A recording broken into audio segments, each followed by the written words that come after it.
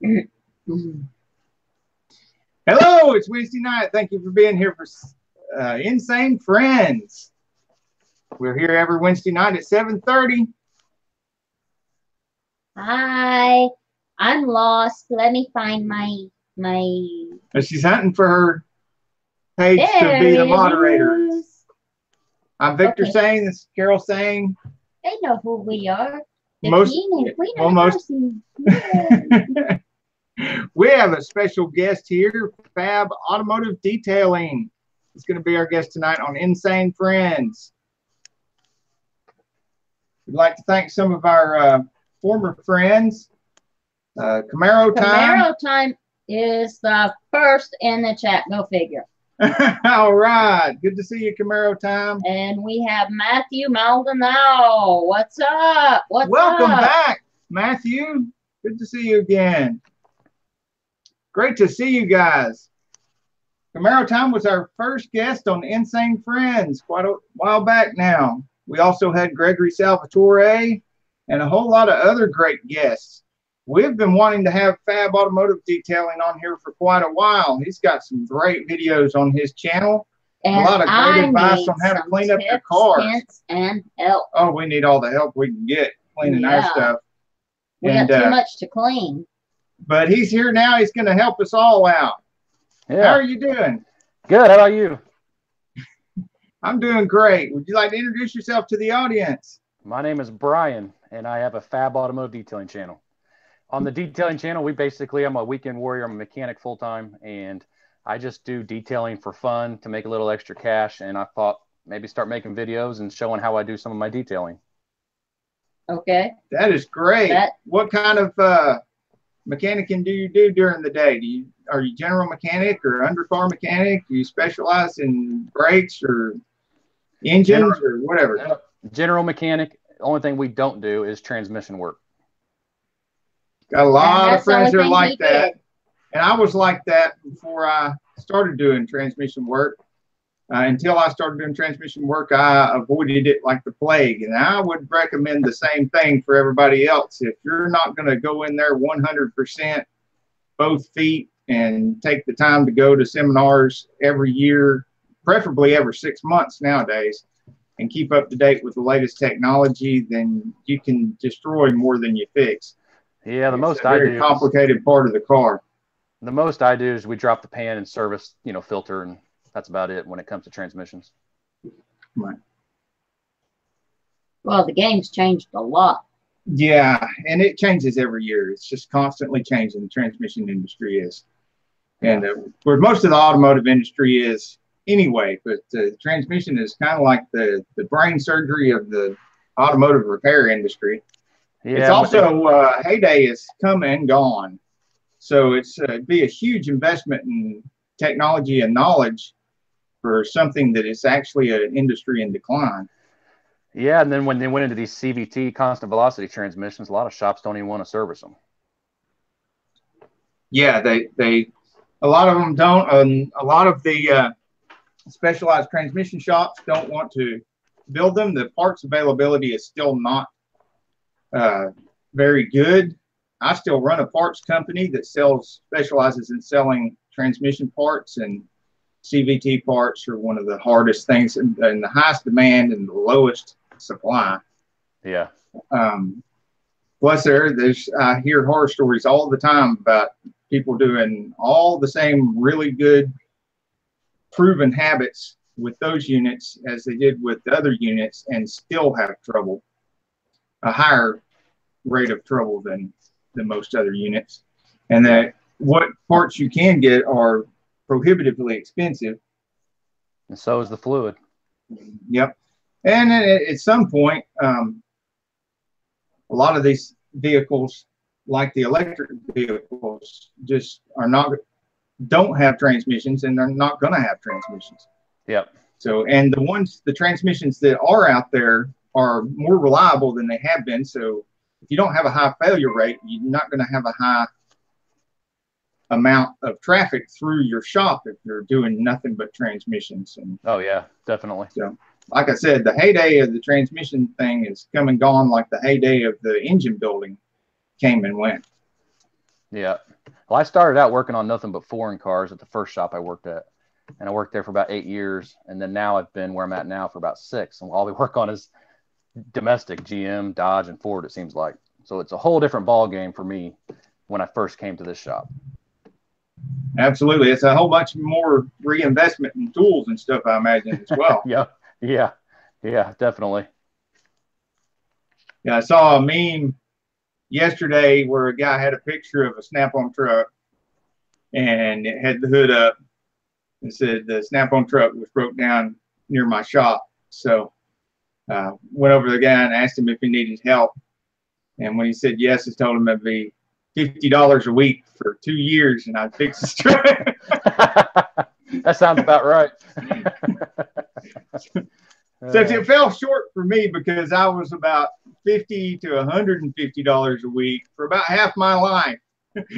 I did for the first 5 years that I worked where I'm at now. I had to have my own tools, and I was 100 to 150 a week. And my wife is very happy that now I'm 35 a week right now. Well, all right. Yeah.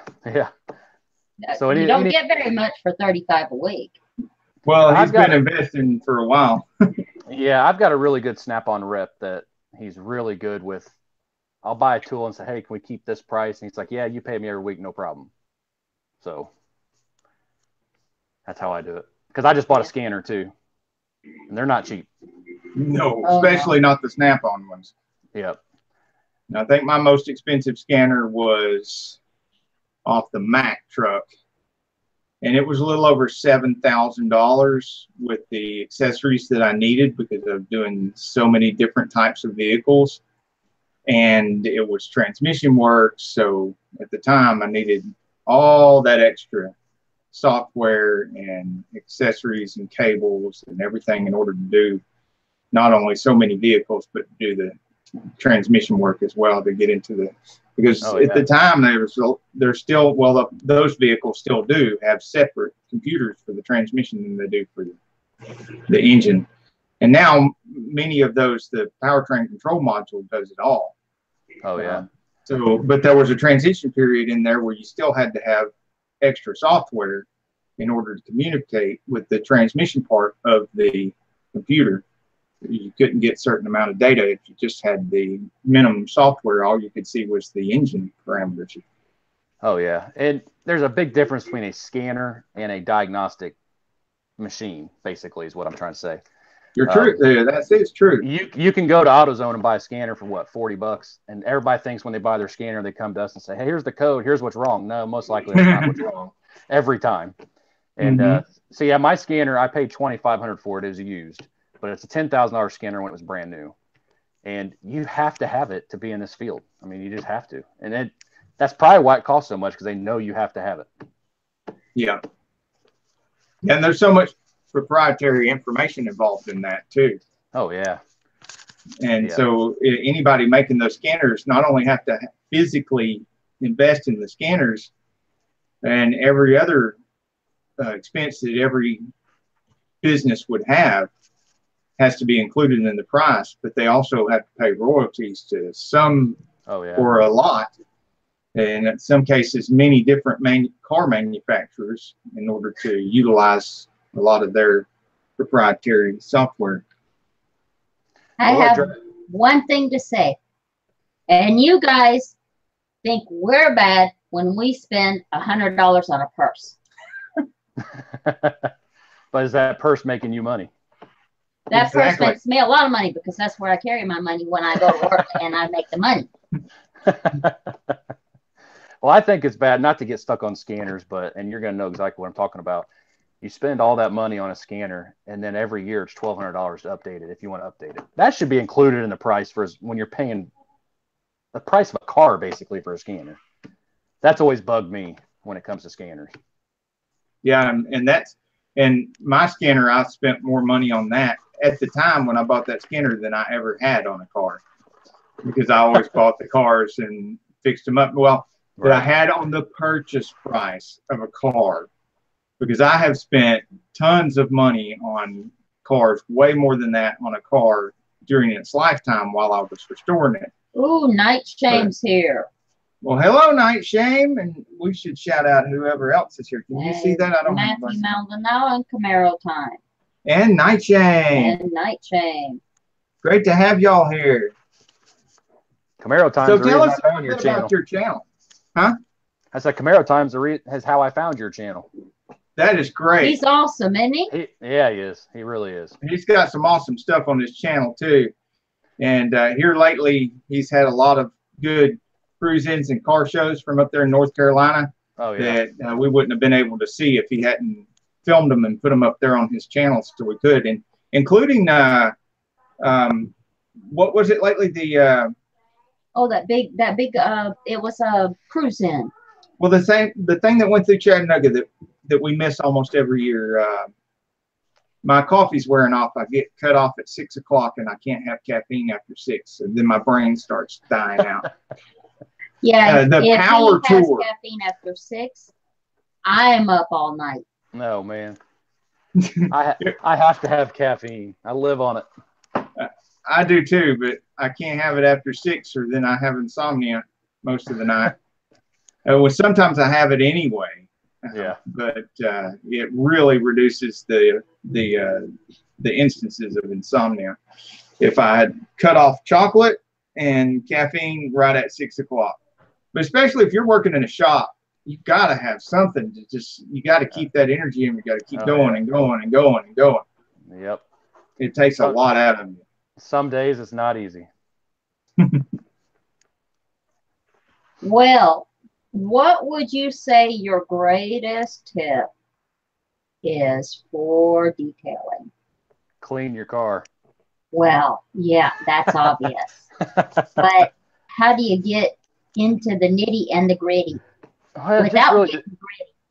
It depends on what you're wanting to do, what you call a detail, where you're considering just a wash or a wax, or you're considering correcting the paint, any type of swirl marks or scratches you want to take out of the paint. You know, level the surface so the eye is very reflective to the eyes, which your eyes enjoy. That's why we love flat, level surfaces. That's what makes the paint look really glossy, is because it's level and our eyes pick that up. And the first time when your eyes pick up a scratch, it picks it up immediately because it's no longer level. So we're leveling the paint when you're polishing the car, and that's the best thing you can do for your car, in my opinion, when you're detailing it, is get that paint level. Okay, well, how do you do that?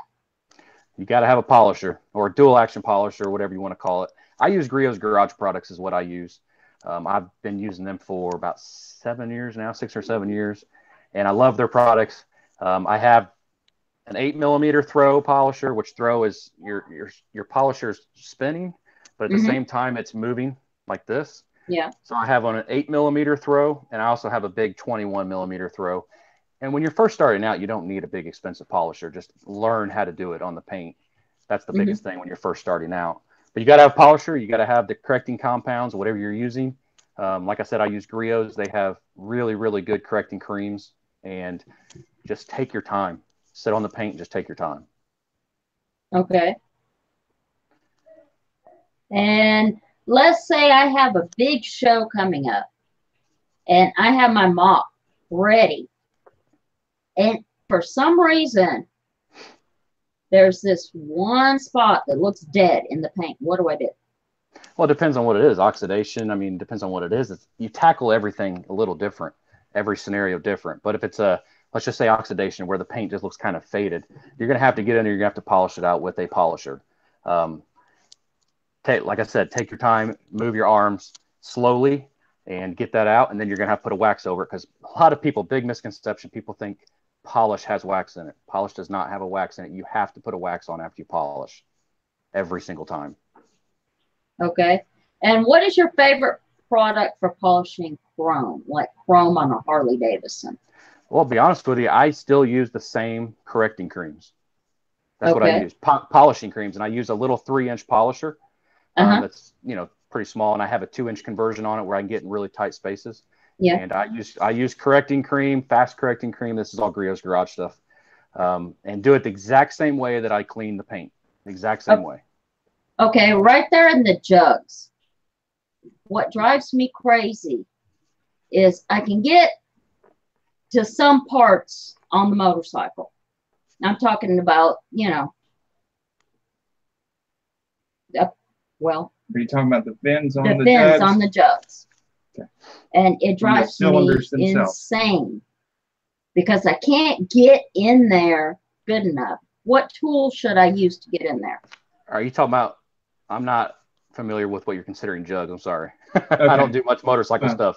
Oh, he doesn't do a lot of motorcycle stuff. Okay. Okay. The cylinders or jugs have coolant fins, and then some of the heads will have coolant fins too. The heads are usually aluminum, and the jugs will be cast iron with black paint, high temperature black paint. There's usually no clear coat on that paint. It's just sometimes it'll be a gloss paint, and sometimes it's a flat paint. So you have a very tight spot you're trying to get it clean. Yeah. Usually what I use quarter of an inch. What I use in very tight spots, like doing badges on the back of a car where you get your badges where it says either Ford or whatever, Dodge Journey, I use Q-tips, and I put a little bit of polish on the Q-tip, and I run a Q-tip back and forth on it and then wipe it down. Okay. That's what I do in tight spaces. And that's actually coming out in my video I'm getting ready to release.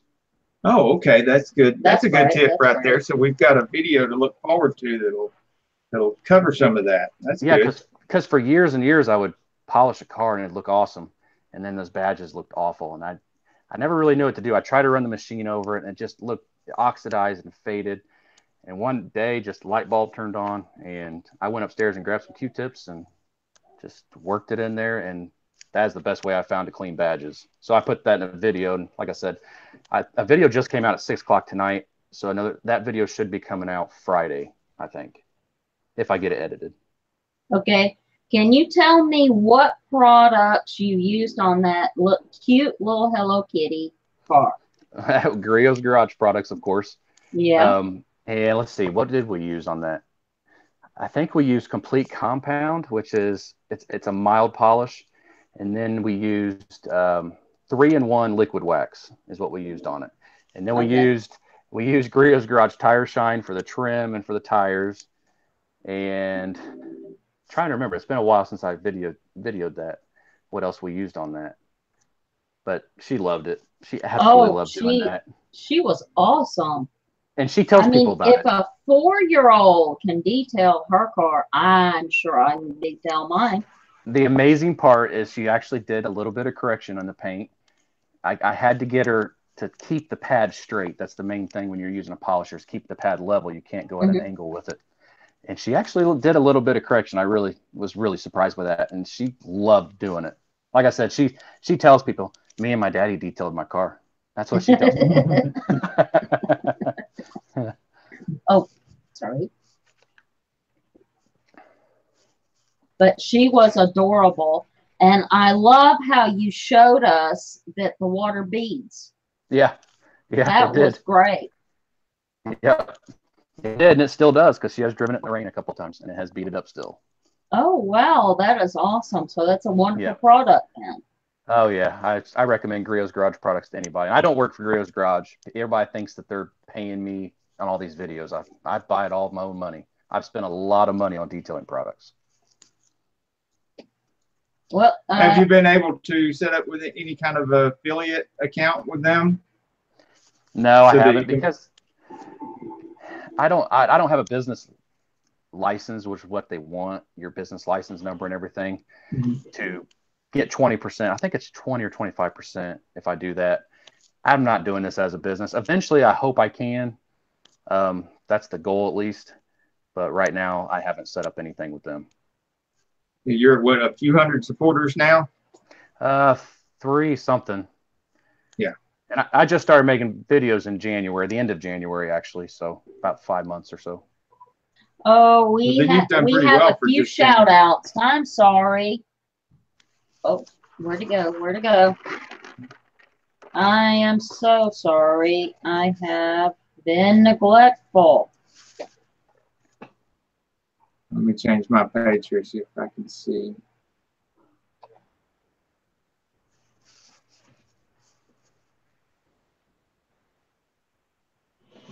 Right here.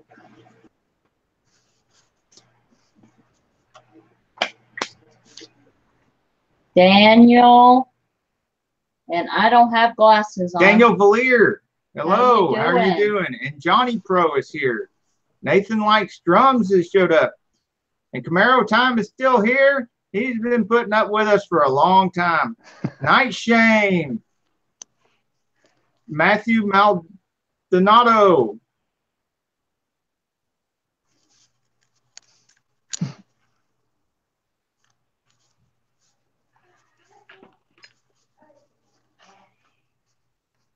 We appreciate you guys just keep coming back and coming back for more views.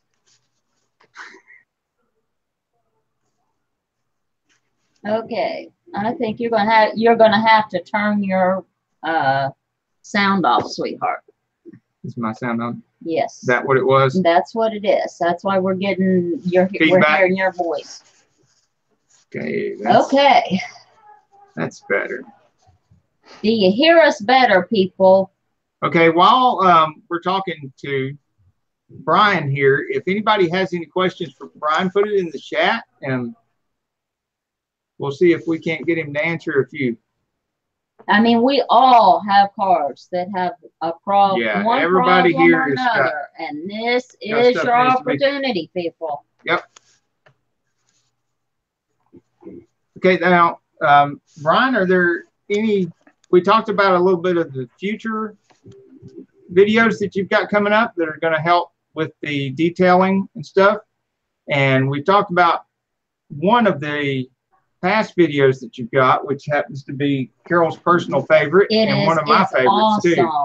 It's always good for the pick me up, make you feel better kind of thing if you're having a hard day. You can watch that I don't video. know how many times I've watched that video. You watch that video and you don't smile, then there's something wrong with you.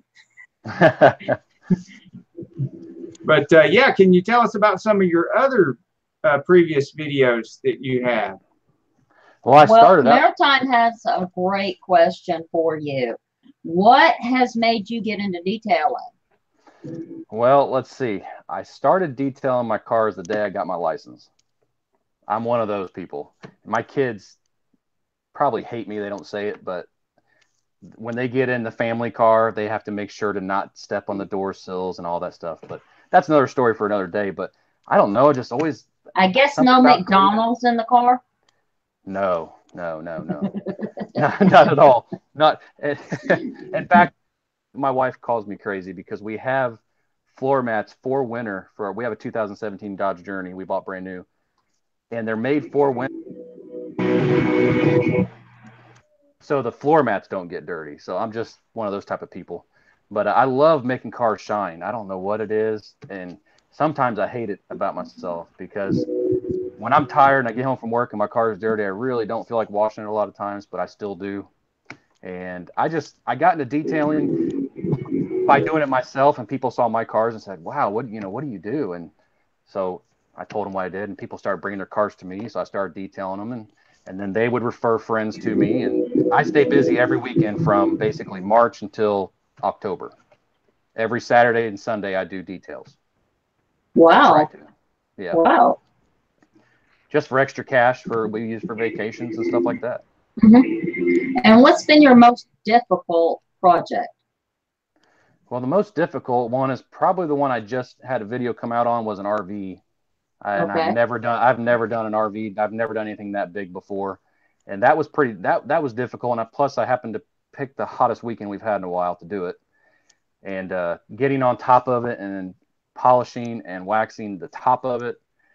And the sides are just humongous. You use a lot of product, and the polisher starts getting really hot in your hand. You got to take breaks. That was the hardest. But as far as the hardest to correct, what was that? I think it was a Honda. No, it wasn't a Honda Element. A Ford Escape. That's what she has a Honda Element now. A Ford Escape that was it was beat up. And it had scratches and swirls and the black moldings on the side that most cars have them now. The cheap plastic on the side. Yeah. Yeah. And they were faded. They were gray and they used to be black. So I have to use a dye to dye them back to the black to make them come back to life. And I did that detail for her so she could sell it. And then she bought that Honda Element. That's why Honda Element was on my mind. You know, that brings up a thought from my past when we had a lot of going through the shop. We do 400 to 600 transmission units a year. On top of that, I would do somewhere in the neighborhood of 12 to 15 fix them up for sale cars that I would sell most of them during tax season, and then 1 or 2 show cars every year. Yeah. Of those fix them up cars that were kind of budget cars, you know, somewhere between $2,000 to $5,000 cars, you can't put a lot of money into them. We had a lot of the plastic stuff that we would take it off and try to strip as much oil and contaminants and everything we could off of it. Some of them we would tape off, and we'd use a product that was a paint made for plastic to paint some of them back black. We tried some other products before that to restore the color to them, and it wasn't working out. Of course, I never used as many products as you do on the cleaning and stuff, because we were mostly just concentrating on the repairs. The only time we ever did anything like that was if it was a for sale vehicle. Yeah, the only way to really clean those moldings is like with a tire and rubber cleaner. That's the best way to clean them, to decontaminate them before you do any type of work to them. Griot's Garage sells a dye for it, and I think Adams Polishes, I think, sells one now, a dye for the molding. I mean, everybody's cars all have those moldings now. I mean, every make and models come with those now. And so that's a big market. And basically I clean it with the tire and rubber cleaner first, and then I'll go down with the dye. It's very meticulous. It's very time consuming to do, because if you don't do it right, it's going to look streaking really bad. You don't want that. You just want a nice flat black look. And that's how I do it. I've never painted them or anything like that. Okay, awesome.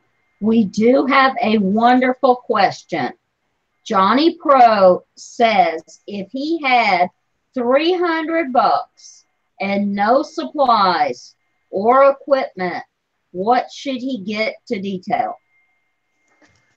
Well, I don't really know how to answer that question, because there's so many great companies out there that come to mind. Adams Polishes, and then you got Griot's, Meguiar's. I mean, you can go to Walmart and, man, $300 buy you a lot of detailing supplies with Meguiar's and stuff. But if it was me, Griot's Garage sells a starter kit, and I think it's $300. I think it's $299, and it comes pretty much with everything you need to detail your car, from washing all the way down to waxing and polishing. I imagine it'd be pretty easy to spend half of that budget right there just on your polisher. Oh yeah. The 8mm, which has been out forever, the Griot's Garage 6-inch polisher, I think it's either $159 or $169 right now. So yeah, it's about half. Does something like that come with their $300 starter kit? Yes. Yeah, but it comes with that polisher. Oh, it comes with that polisher. Well, that's good to know. And that's Griot's. Griot's, yep. Griots. In fact, I have it on my shirt. Have it on my shirt. Ah, right, Griot's. Okay. Griot's Garage. And then Adams Polishes, I just bought a 8-bottle bag, and I haven't made my video about that yet, so you guys are in no upcoming videos. An 8-bottle bag that came with almost everything you need to detail your car inside and out as well. But it doesn't come with your polisher for paint correction. And it was $199, I think.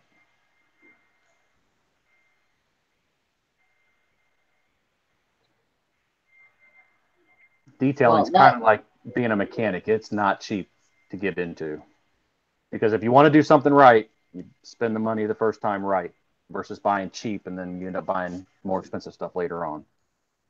Yeah, and a lot of the tools and stuff you got to keep in mind the do no harm credo. You can't be doing things in a way where you're creating more work, and then you end up doing twice as much stuff. Yeah. If absolutely. you can't be playing checkers. You got to play chess. Yep. With everything that you do. And it's easy to do harm if you don't know what you're doing. That's why in these videos I try to at least show me polishing at least one section of a car, and then I'll put a lot of the other ones in time lapse. But I'll show my arm movement. My arm movement, if you've ever watched detailing videos, I don't know if you have other channels, you got guys that like barely move. And that, somebody that's just getting into it, if they get on a hood and they just barely move their arm, they're probably going to burn through their clear coat. So I try to show people that even faster arm movement is just as good as slow if you're using the right products. Yeah, the most damaging arm movement would be no arm movement. Yeah, it builds up heat really fast. Or not keeping your pad level. Yep. You get any kind of edge and you just dig a rut. Yep. And a lot of people don't realize that body lines, on the body lines, you know, the edge of the hood, if you get your pad up against that and you hold it on there too long, that's where the paint is the absolute thinnest. And you will burn through that really fast. Any body line, anywhere there's a line at all, this paint is very thin. And I try to stress that in all my videos as well. I'm not good enough to get anywhere near body lines with any kind of power tools. I have to do that by hand. I can't. It just takes practice. Yeah. Now, Johnny Pro says, how often would one paint correct? You only paint correct when it's needed, because every time you're doing paint correction, you're actually removing a little bit of clear coat. Now, it's a very minute amount. The human eye can't even pick up the amount that you're removing. But if you keep doing paint correction every 6 months, that clear coat's going to get really thin, and clear coat has a UV protectant. That's what's protecting your paint from fading. So you only do paint correction. Same thing with clay. And when people talk about clay barring, you know, claying the paint, decontaminating the paint, I see people that do it every single time that they do a paint correction on their vehicle, or every time they wash the car. That isn't abrasive. You only do it when it absolutely needs it. Okay. And how would we know when it's bad enough to need paint correction? Well, you need a good flashlight. And then what you want to do is you want to get the flashlight and you want to get close to the paint with it and kind of move your head around and try to look at it at different angles. And swirl marks are the most common thing that I remove out of vehicles that people complain about. It looks like spider webs in the paint. Yeah. That's when you know you need paint correction. When you start seeing anything like that.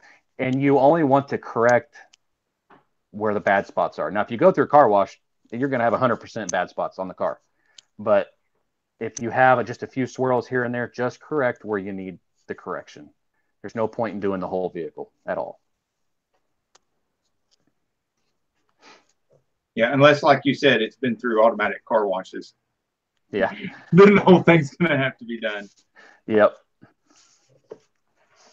Well, mine needs to be corrected. But the only correction for mine is a match at this point. You know, my videos are I try to make them less than 20 minutes long, because I know people probably don't want to watch any longer than that. But it takes me anywhere between, I've done an 8-hour paint correction. I've done almost a 24-hour paint correction on a vehicle. It's not something that you can start on a Saturday at noon and hope to be done by 3 o'clock in the afternoon. If you're going to do an actual paint correction, it's going to take you all day long.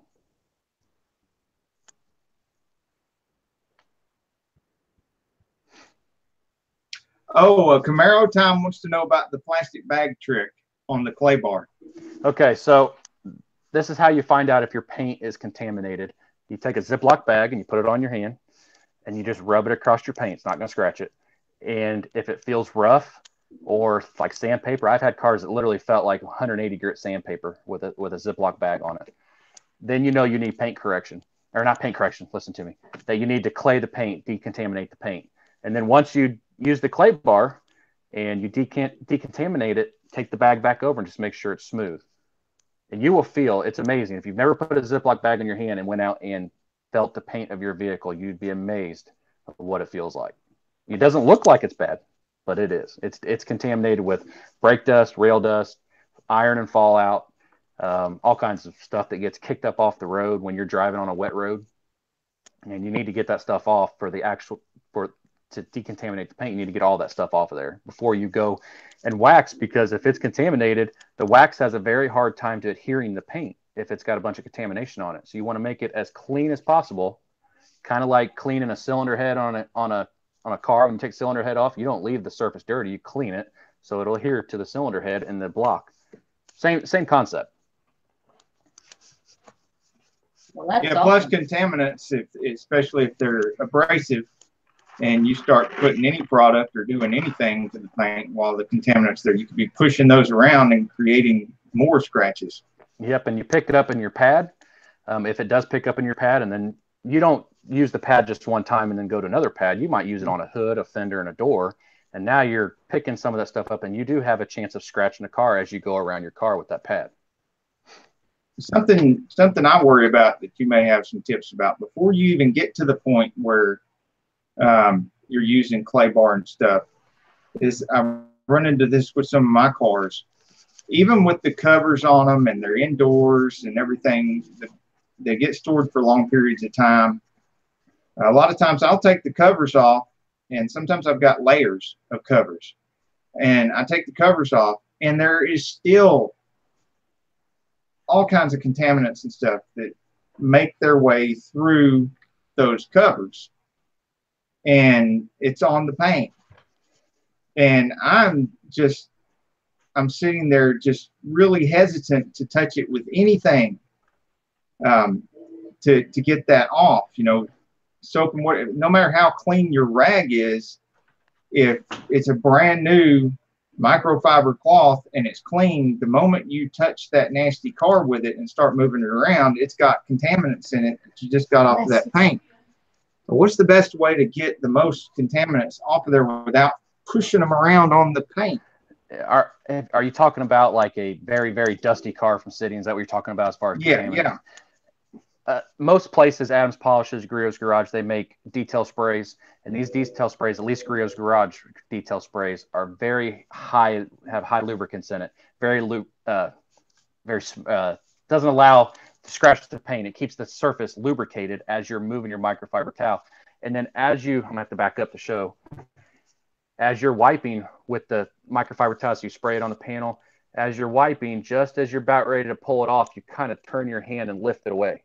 And then you go to a new clean section, and you just do that over and over again. You just lift away so you don't scratch the paint. And now they have these rinseless wash and waxes. I've done a video on that. That's another great way. It's very high lubricity as well, and it won't. If it's just a dusty car, you can wash the car in about 20 minutes with all you need is about a 5-gallon bucket, 5 gallons of water. Put product in there and just dip your pad down in there and do one panel at a time, and then take your drying towel behind it, and it'll look like you just did a full wash outside with it. What about some of these products I've seen some people make videos on where you spray this soapy stuff on the car and then rinse that off? Can that take some of the... Well, it does. That's a foam cannon. I just got into the foaming stuff. I just bought a foam cannon a month or two ago, and I haven't really played around with it a whole lot yet. But I don't know. I don't think I'm gonna be into it. I've used it a few times, and it works okay. It kind of seems like it gives me more work to do every time I use the foam cannon. But they say on a dusty car, you can spray the foam on there and rinse it off, and it takes it away. I have not tried that. I've never had a car that dusty to tell you. So, well, if you run across one, let me know how it works out, because that's what I run into. Almost every one of my nicer cars, they do sit for quite a while, and that's the situation I run into. Is I go to pull one out, and I don't care how well I've covered it up. I've got even the cleanest areas just look frightening. yeah. When I look at them, I'm like, oh my gosh, now what am I going to do? And then there's always some areas where it didn't get covered well, or it's down near the bottom and stuff ends up getting on the paint. And you know, especially in a every building I've got is like a working workspace. You know, I'm always doing something with, if nothing else, I'm doing something with parts and stirring up all kinds of nasty stuff. And no matter how much I try to keep the floors clean and keep all the dust down, it still gets everywhere and in between everything and on everything. And wheels are another problem too. Wheels get a lot of abrasive, terrible stuff built up on them. Oh yeah. You just don't want to. You don't want to rub that stuff. You don't want to touch it with anything. Yeah, and one makes you wish you could have something that's like a spray cannon, and that's one of my concerns about spray cannons too. Is am I looking at that stuff hoping that it works just because I'm wishing that something like that really existed, or does it really work? Yeah, yeah, I understand that. And okay, now I do have a question from Camaro Time. He says, when drying, polishing, or waxing, do you go straight line or old school circular motion? Well, okay, so this is a thing on YouTube that's just a big debate all the time when the videos that I watch. When you're polishing and you're using a polisher, because you're not going to polish by hand, you're not going to get enough correction. When you're using a polisher, it's already going in circles. And I try to tell people that. But I polish in a crosshatch pattern, which is a straight line, and then I go back and forth this way. That way, if I miss something going this way, I'm going to pick it up going back this way. And I do that about 5 or 6 times and until the polish, you'll notice the polish starts turning a pasty color. That's when you know the polish is done. The abrasives in it are broken down. You can't use anymore.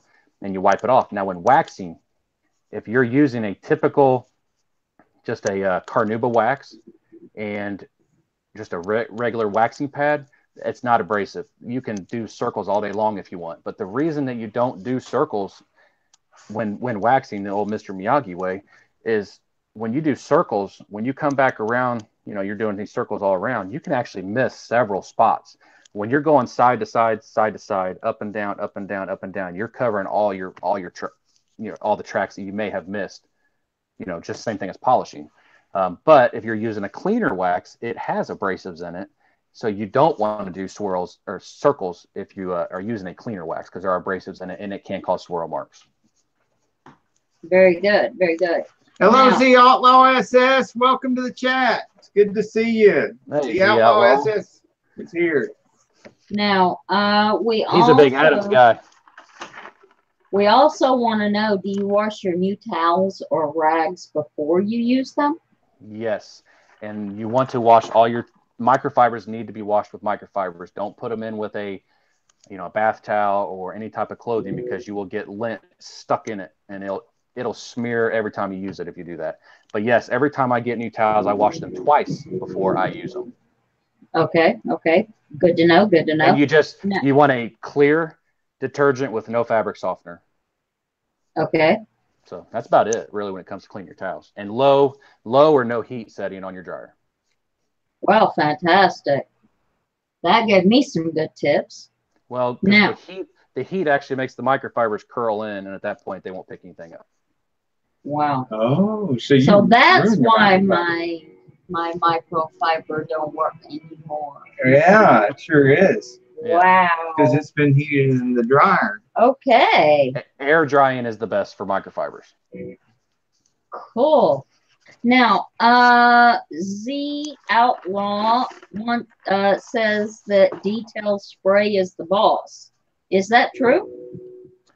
Depends on what detail spray he's talking about. I know he's an Adams Polishes guy, and I have tried their detail spray. It works very, very well. But there are companies out there that sell a detail spray that I would never put on my car. But Adams Polishes and Griots, great detailing products. Like what you're talking about with the dust on your car, you can use either one of those products, either Adams Polishes detail spray or Griots Garage Speed Shine. They're all high in lubricity, and it should be safe to get all the dust and stuff off your car. Great. This is awesome. Him and Camaro Time have two beautiful Camaros, and I'm not even a Camaro fan, but I love both of their cars, those red Camaros. Oh, yeah, that's one of the only things I don't have in my collection anymore, but I still do have a Corvette.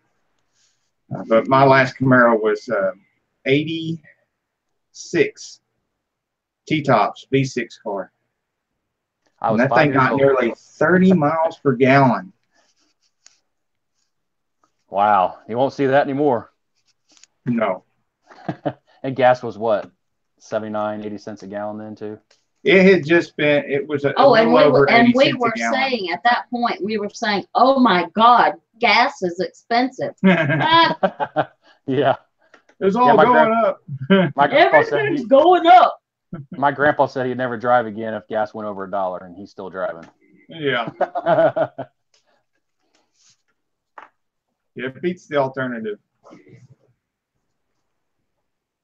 Johnny Pro wants to know what is the cheaper out of the two products you mentioned, the Adams and the Griot's.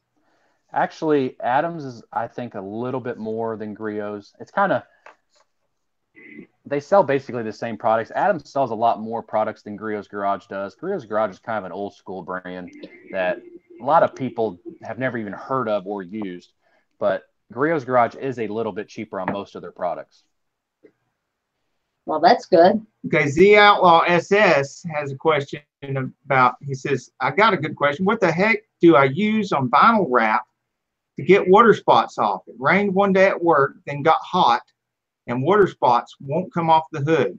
I'm assuming that the vinyl is on the hood, and you can't get the water spots off the vinyl. He must be talking about his black hood on his 1LE, I'm guessing. You can actually use a mild polish and a polisher on vinyl, just like you would paint. You just don't want to get it really, really hot. You want to keep your hands moving quickly, but you can use a polisher and a polish. So that's part of the reason for moving your hands, is to keep the heat down. Yes. So you don't burn it with a lot of excess heat. The heat is how you burn through so quickly, is when you start building up a ton of heat on the car. Like you're talking about your Corvette. I've detailed several Corvettes. That fiberglass body, it builds up heat really fast. And you have to really pay attention, because fiberglass can't dissipate the heat like a metal body or an aluminum body can. They can dissipate the heat faster. But plastic bumpers and stuff, you can burn through those really quick if you don't keep your hands moving. Yeah, keeping the temperature down is the main thing you want to do. Awesome. Awesome tip.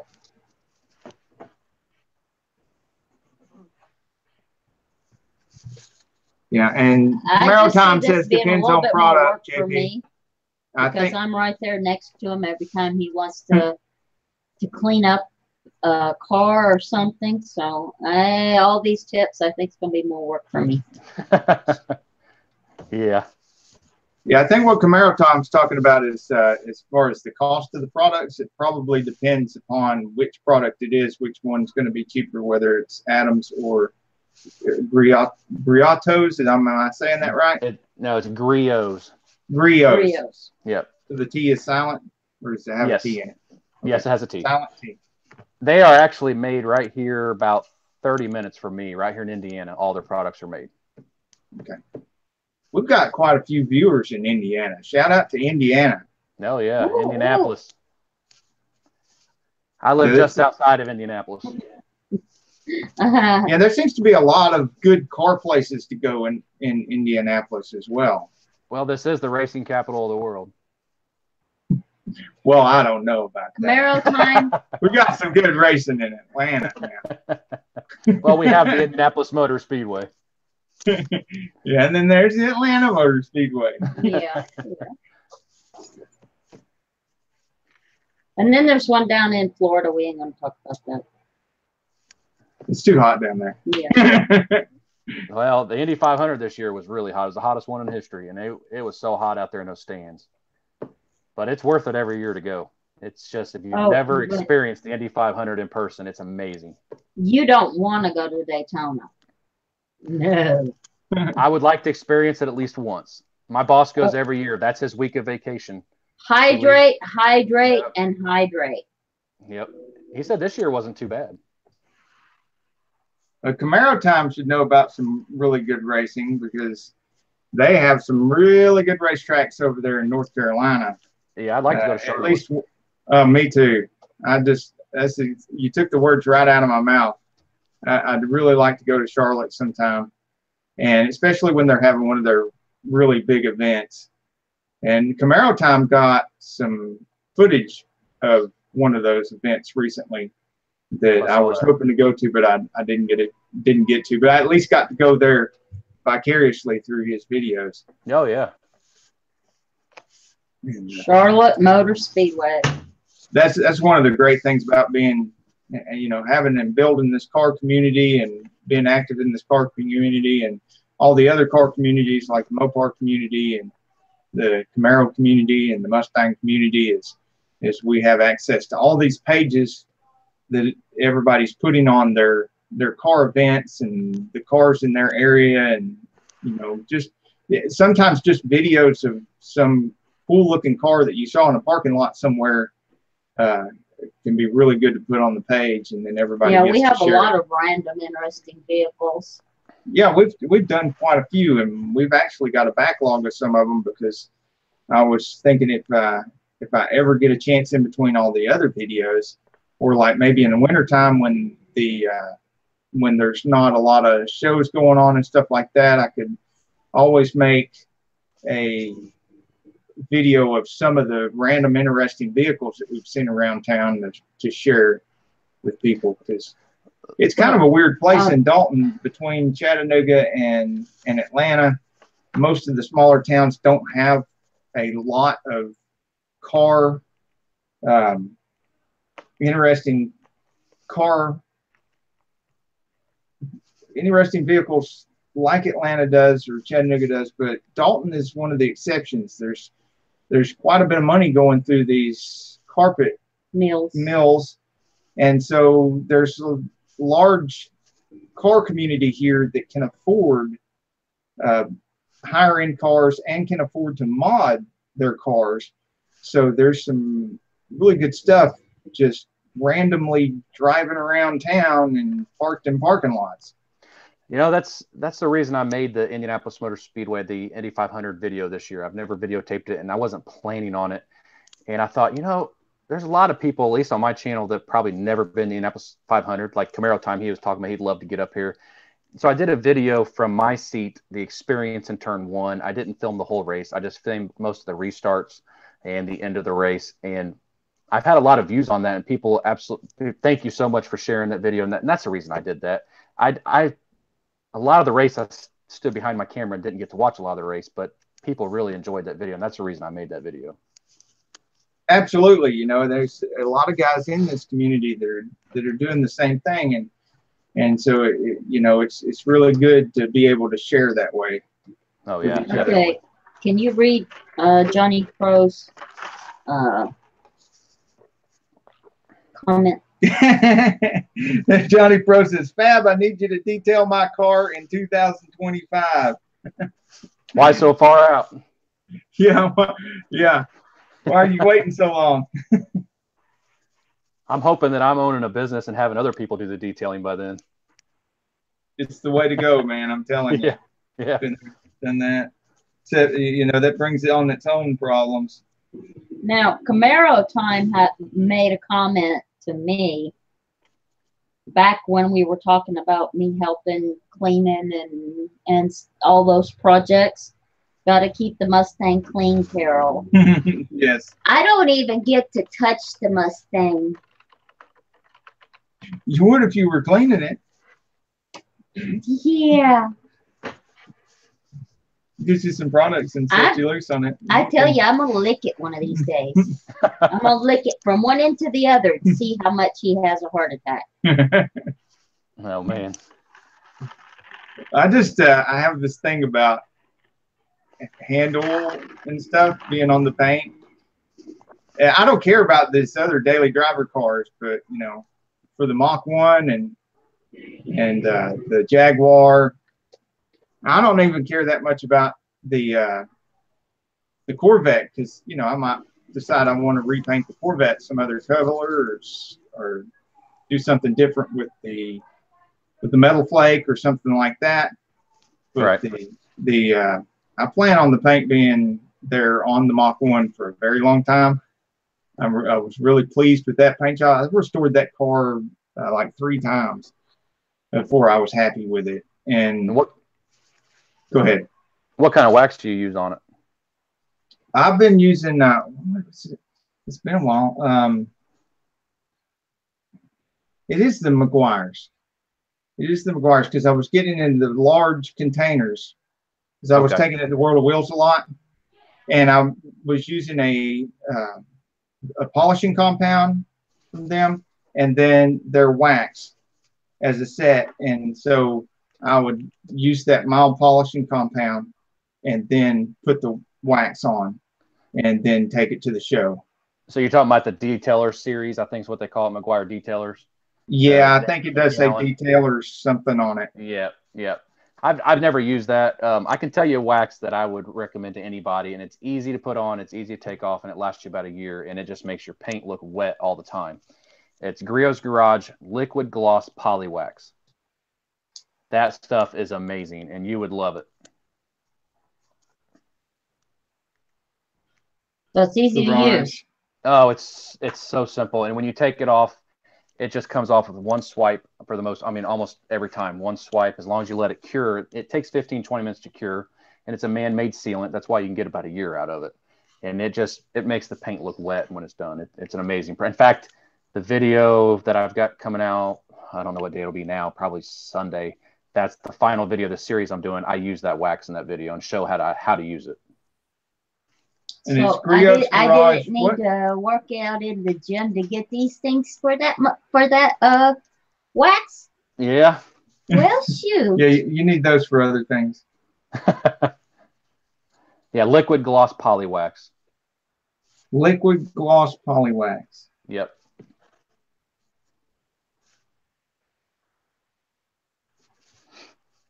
At this stage of my life, I have CRS, so I have to write everything down.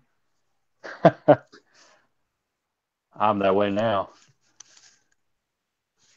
I've been that way all my life. Yeah, I used to think I took a lot of notes and I wrote a lot of things down.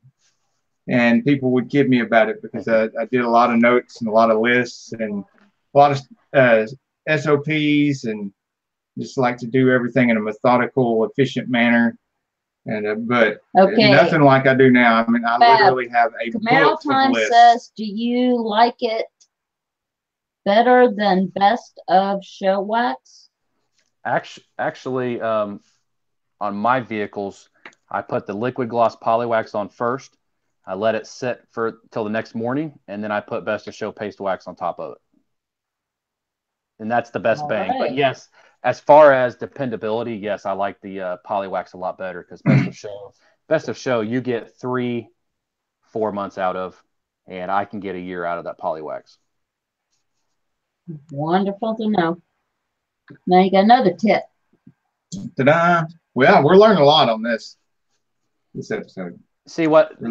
Here's why I layer. Not only does it make it look better when it's layered, but with the poly wax, I get a year out of it. If I put the Griot's Best of Show paste wax on it, 3 months later, put another coat of Best of Show, I can get almost 2 years out of my wax. The base coat stays the same. It's like having a North Face jacket on. That another guy on YouTube, this is his analogy, putting a North Face jacket on and then putting a sweater over that to protect your North Face jacket. Or having your primer coat and then your base coat and then your makeup. Yep. I think the only thing I do to that is similar to that is I put latex gloves on a lot of times, and then I put my work gloves on top of that. I've never done that, but I wear latex gloves every day. I can't do it in the summertime. I can't hardly wear gloves at all in the summertime, but well, it's one of the things I look forward toward in the wintertime and in the fall when the weather starts getting cooler. I can really start putting something on and have a little bit of protection when I'm working on things. When I first started using latex gloves, I hated them, absolutely hated them, but I just kept using them because I got tired of the dry hands from washing my hands all the time and the dirt underneath my fingernails all the time. I wear them. I don't care if I'm replacing a light bulb. I put latex gloves on. And today, 95 degrees, yes, my hands were sweating like crazy, but I had my gloves on. Yeah. I have to wear them. And obviously, as long as you've been doing it now, you're planning on doing what I've done and a lot of other guys done, and you're making a career out of it. And when you're going to be doing this kind of stuff for this long, you've got to take into account that a lot of the things that we're getting on our skin and soaking into our skin are carcinogens. Yeah. And, you plan on being there for a long time for your family and everything. You're going to have to take that into account, try to minimize that. Actually, my boss's friend has has cancer. I forget what the name of it is, but he's a mechanic, and the doctors actually told him it's from all the years of the oil and tranny fluid and everything like that getting on his skin. Yeah.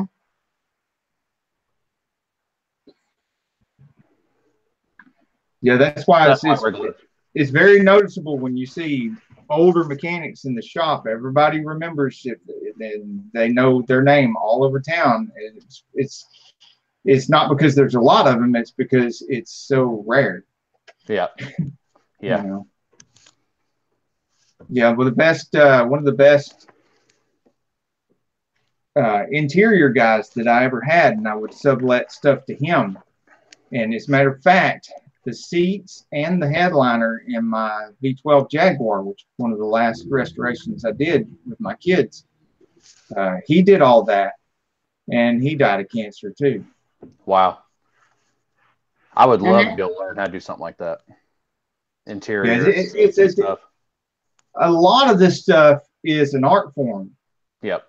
And you can work your way through a lot of different types of automotive repair and find out which art form fits with you the best, and then start really building on that. Yep. Building on and I see a lot of guys, they talk about, oh, you know, one guy's like all for book learning, and the other guy's all for like, no, it's not book learning, it's experience. I say it's every bit of it. You got to try to do all the book learning you can do, all the experience you can get, and all the, you know, mouth-to-mouth kind of learning that you can get by, you know, exchanging ideas with people and talking to people about the stuff that you're doing, and have the right tools and everything. It's all got to come, and have a talent for that particular type of auto repair. Yep. It's all got to come together. And when it does all come together, then you can get very, very good at it. And at the same time, because you're good at it, you get really excited about it. And then it just starts snowballing. Oh, yeah. And you become very great at that kind of thing. And I think that when I hit the transmission building was that for me, because I'd already loved all the other stuff that I was doing, but I was starting to get bored with it.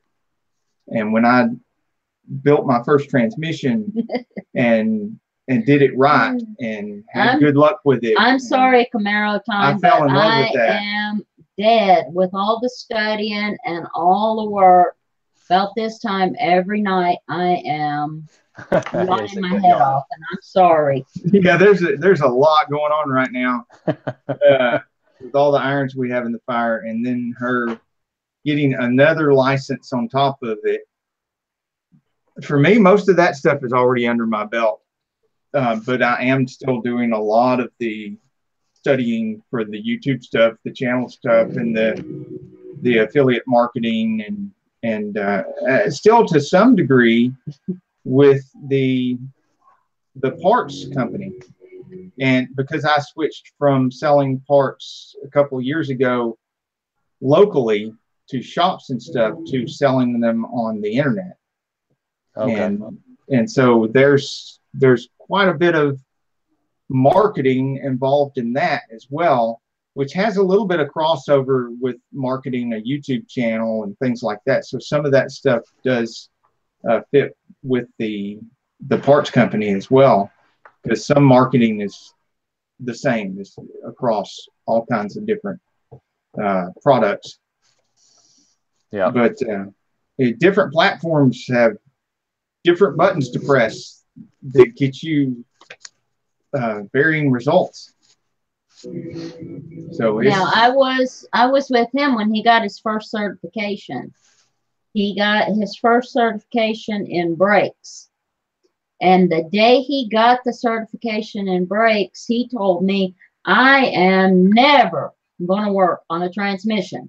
As long as I live, I will never touch a transmission. I said, why, sweetheart? He says, because they're too complicated. I said, no, they're not. You can do it. Yeah, a few years later, I was finally working on them. And one of those motivators was that I had needed transmission repair, and I had taken it to several places, and they couldn't get it right. And so I figured the next time that happens, I'm just going to have to learn, because sometimes the old adage works. If you want something done right, you have to do it yourself. Oh, yeah. And that was one of those cases. And so went into it with the attitude that, well, you know, I'm going to have to learn this. But the other thing was, it was the last certification I needed to get my master's, because by that time I had gotten certified in everything else. And so I did that, and then I ended up getting master certified in both automotive and heavy duty trucks. But I didn't do heavy duty trucks for very long, because that'll kill you. That'll just flat put you in the grave. Diesels will kill you. Yeah, absolutely. Yeah, all that stuff is extremely heavy and very dangerous and abusive on your body. Yep. And scary to lift sometimes. Oh gosh, yeah. They're so heavy. Well, they'll wear you out too. 2 or 3 jobs of that was like doing 6 or 7 regular jobs. Oh yeah. In the way I felt when I got home, it was just like wiped out. I told my sweetie that I had to go study at 8:30. So I'm going to have to leave you guys. Love you. But I got to get that certification so I can get more money. Nice talking to you, Carol. Nice talking to you too. You take care. You too. And you keep loving that detailing. And let me see some more videos of that Hello Kitty car. We'll see what we can do in the future. Bye-bye. Bye. Love you, sweetie. You know, I kind of have a similar story of what you were just talking about. When I first started working on cars, I knew how to change oil. That was it. And I had a guy take me under his wing and say, if you're willing to learn, I will teach you how to work on cars. Well, my first couple months, I don't know if when you started working on cars, my first couple months, I was like, I can't ever do that. I watched him rebuild an engine. I'll never do that. You know, I was scared to do it. Now here, 13 years later, you go in my garage right now and I got an engine completely tore down that I'm rebuilding for a car that I bought for my wife. And it's just like, in 13 years, I said I wouldn't do it then, and now here I am. I do everything. I do anything I can now. Thank you. Thanks a lot. It is too lazy. Yeah, I don't blame you. Some of this, you know, you just got to get over a threshold of fear. Yeah. And fear can be a good thing, because, you know, it never actually leaves. If you don't have any fear, then you're just going to mess up a whole bunch of stuff. Right. Yeah. and you got to have a healthy amount of fear. Yeah. The funny thing is I can work on a customer's car all day long and let it go out the shop confident everything was fixed perfectly. When I work on my own stuff, nothing ever goes right, for one. And two, as I'm thinking, oh, I hope I did that right. I hope I didn't, you know, over torque this bolt, or hope I, you know, I don't know if you were that way when you're working on your own cars, but every time I work on my own stuff, nothing ever goes right. Well, if it's the wifey's car, I'm kind of right there, like if it's a customer's car. But a lot of times, if it's my own car, I'll take chances I wouldn't do on a customer's car and stuff like that. Yeah, if it's going to be me in the car, sometimes or project car, sometimes I'll try some stuff and I'll be experimental, and I'll you know, and I'll take a few chances because I know that there's not going to get some customer and their kids stranded somewhere. It would be me, and I'll probably know what's happening when it starts happening and why it's happening, and be able to correct it pretty quickly and learn something from it, like don't do that again, or don't try that again. Yeah. Yeah, I'm with you on that. Maybe those glasses get too. Missing your glasses? No, the glasses on my face a minute ago. What did I do? You didn't leave them in here, baby. Where? I didn't take away either. What about on the other table in there? I don't know. If not, you can use some of mine on that table. Camaro Time says the first thing he ever did was replace a camshaft in a 1971 C10 pickup. That's a pretty big job for your first automotive repair. Yes, it is. Now, Camaro Time, that C10 pickup, did that have the I think it's a 250 6-cylinder was in most of those? Or did it have the V8? You were 15 years old when you did it? Yeah, my introduction with my dad was a rocket and jet propulsion specialist in the Air Force.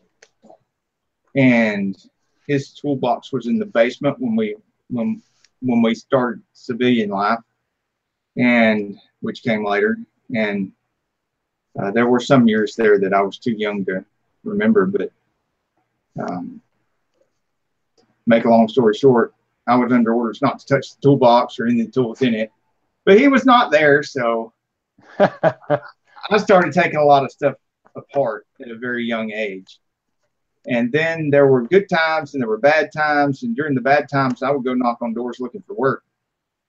Oh yeah. And so sometimes it was off season for lawn care and stuff like that, so I would end up, and sometimes it wasn't even off season for lawn care. It's just these older people, they knew how to do stuff, but they were too old to do it anymore. And there I was, a young guy, and so as young as 8 or 9 years old, I'd sometimes end up changing a starter or alternator or something like that while they stood over my shoulder and take this bolt loose, take that bolt loose. So not a mechanic, just a parts changer, and not much of that either, but I learned.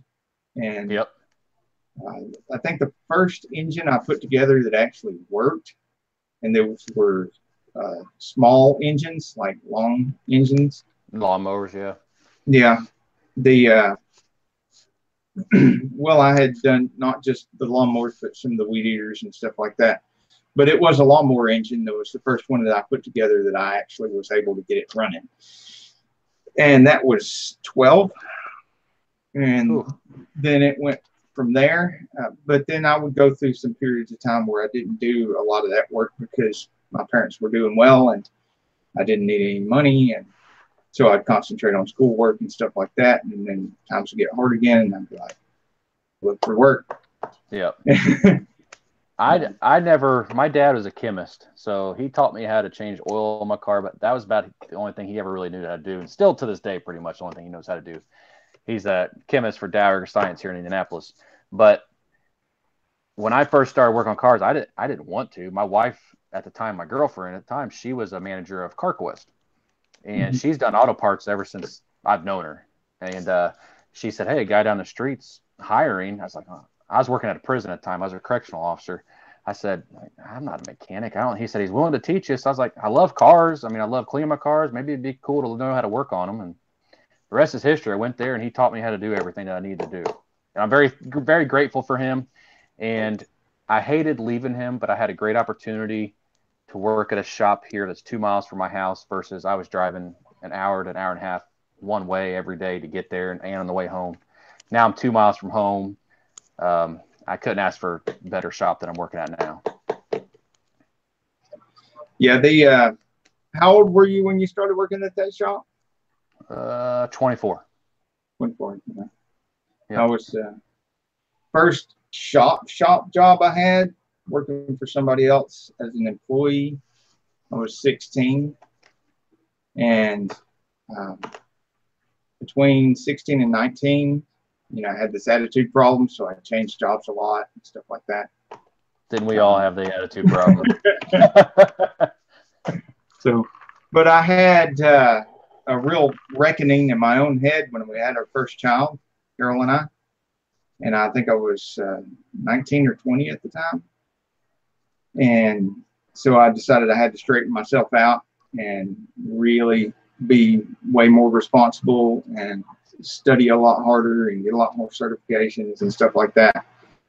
And that's when I really started nose to the grindstone, trying really hard. I went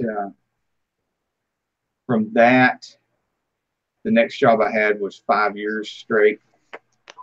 And then after that's when I got into transmission. I had a similar experience with Preston Farmer as you did with the guy you were talking about. He was the one that was willing to train me on transmissions. Okay. And so I owe a lot to him for that. I've never gotten any certifications. I've never had a shop that I've only worked at 2 shops, I guess I should say. The only certification I have is my refrigerant license, R134A. And now we got the new refrigerant coming out, so I have to get another license. But I've never done any certifications. I don't know if it would really help me or not. My shop doesn't require. I know some shops require, insurance companies actually require ASE certifications. And I've thought about doing it, but. Well, if you ever go to a new car dealership, it makes a big difference in your pay. Oh, really? Some of the new car dealerships are required to keep 1 or 2 master techs in their shop at all times. As part of their franchise requirement, they have to have them. And so at one point in the late 90s, I was able to command over $1,200 a week in pay, minimum pay, just because I had master certification. Flat rate. But then, no, it was a salary of $1,200 a week. Oh, wow. And but I actually did better on flat rate. Huh. So, but there's a lot of guys. Well, I can't say for every dealership, but the ones that I worked at, there's a lot of guys that just, I don't know how they kept their jobs. And one of the problems was that they were lazy and they didn't do a lot of work and they didn't put out a lot of work. And they complained all the time about how much they were making and stuff. And I'm like, but they weren't my guys when I was there. So I didn't feel compelled to, straighten them out on that. I have worked with several mechanics. All they do is complain and they want a paycheck, but they don't want to earn that paycheck. Yeah. It's like they don't see the correlation between what they're producing and what they're getting in return. And right. If you don't see that correlation, then I don't know how I could explain it to you in a way that you would. Right. Oh, yeah. So I had, when I owned my own business, I wanted to pay everybody on flat rate. And for the most part, I did, because when they just couldn't make money at flat rate, I didn't have to fire them. They would just quit and leave, and the problem solved. Yeah. Camaro Times said, chemist, about my dad. He said, come up with your own line of waxes. Camaro Time, don't think that we haven't already discussed this, me and my dad. We have many times. But the problem with coming up with a different type of wax than anybody has is that's not easy to come up with a new idea. And we have discussed it. We've talked about it many times. And he's actually getting ready to retire, and we're really considering something like that.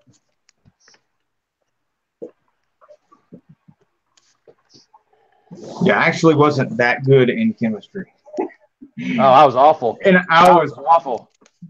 I was very good in science as general. Science was my best subject. Math was my second best subject. Chemistry, I hit chemistry, and I was like, it was the hardest science I had ever dealt with. That was the one time in my life that me and my dad had a total blow up. And I was, I think, a junior taking chemistry. I was failing. I was failing, and we were at the kitchen table, and he's explaining it to me, and he kept getting mad, saying, "Oh, Brian, it's so easy to understand." Yeah, it's easy for you. I don't get it. I don't understand it. And I was ready to drop out of high school right then and there, and this and that. And we had a big blow up, huge blow up over chemistry. But it's just something that never clicked for me. Never did. It still doesn't. I've been on both ends of that, and it took me a long time and a lot of age and wisdom to see that sometimes you just have that disconnect where you just can't communicate on a certain thing because either you really understand it easily and they don't, or you're the one that just doesn't get it, and it comes so easy to them. Yep. And that's one of the reasons why I was saying that, a lot of us guys in auto repair, there's a certain amount of talent to most different fields in auto repair. And if you find something in auto repair that you really enjoy and you have a talent for, and it comes to you easily, that's your talent right there. You've found your niche, and, you may have found something like that in the detailing and some other aspects. Sometimes you got more than one, several. Actually, you could have several. Go ahead.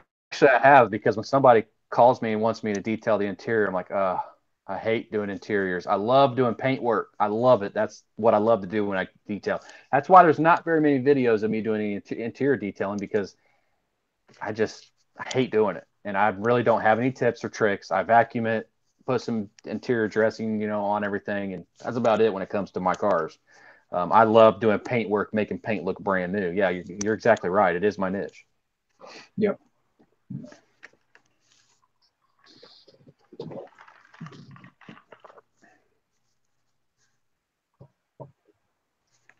Yeah. You probably have you ever had to deal with brake lines? You're in Georgia, right? Yeah, I am, but I have had to occasionally.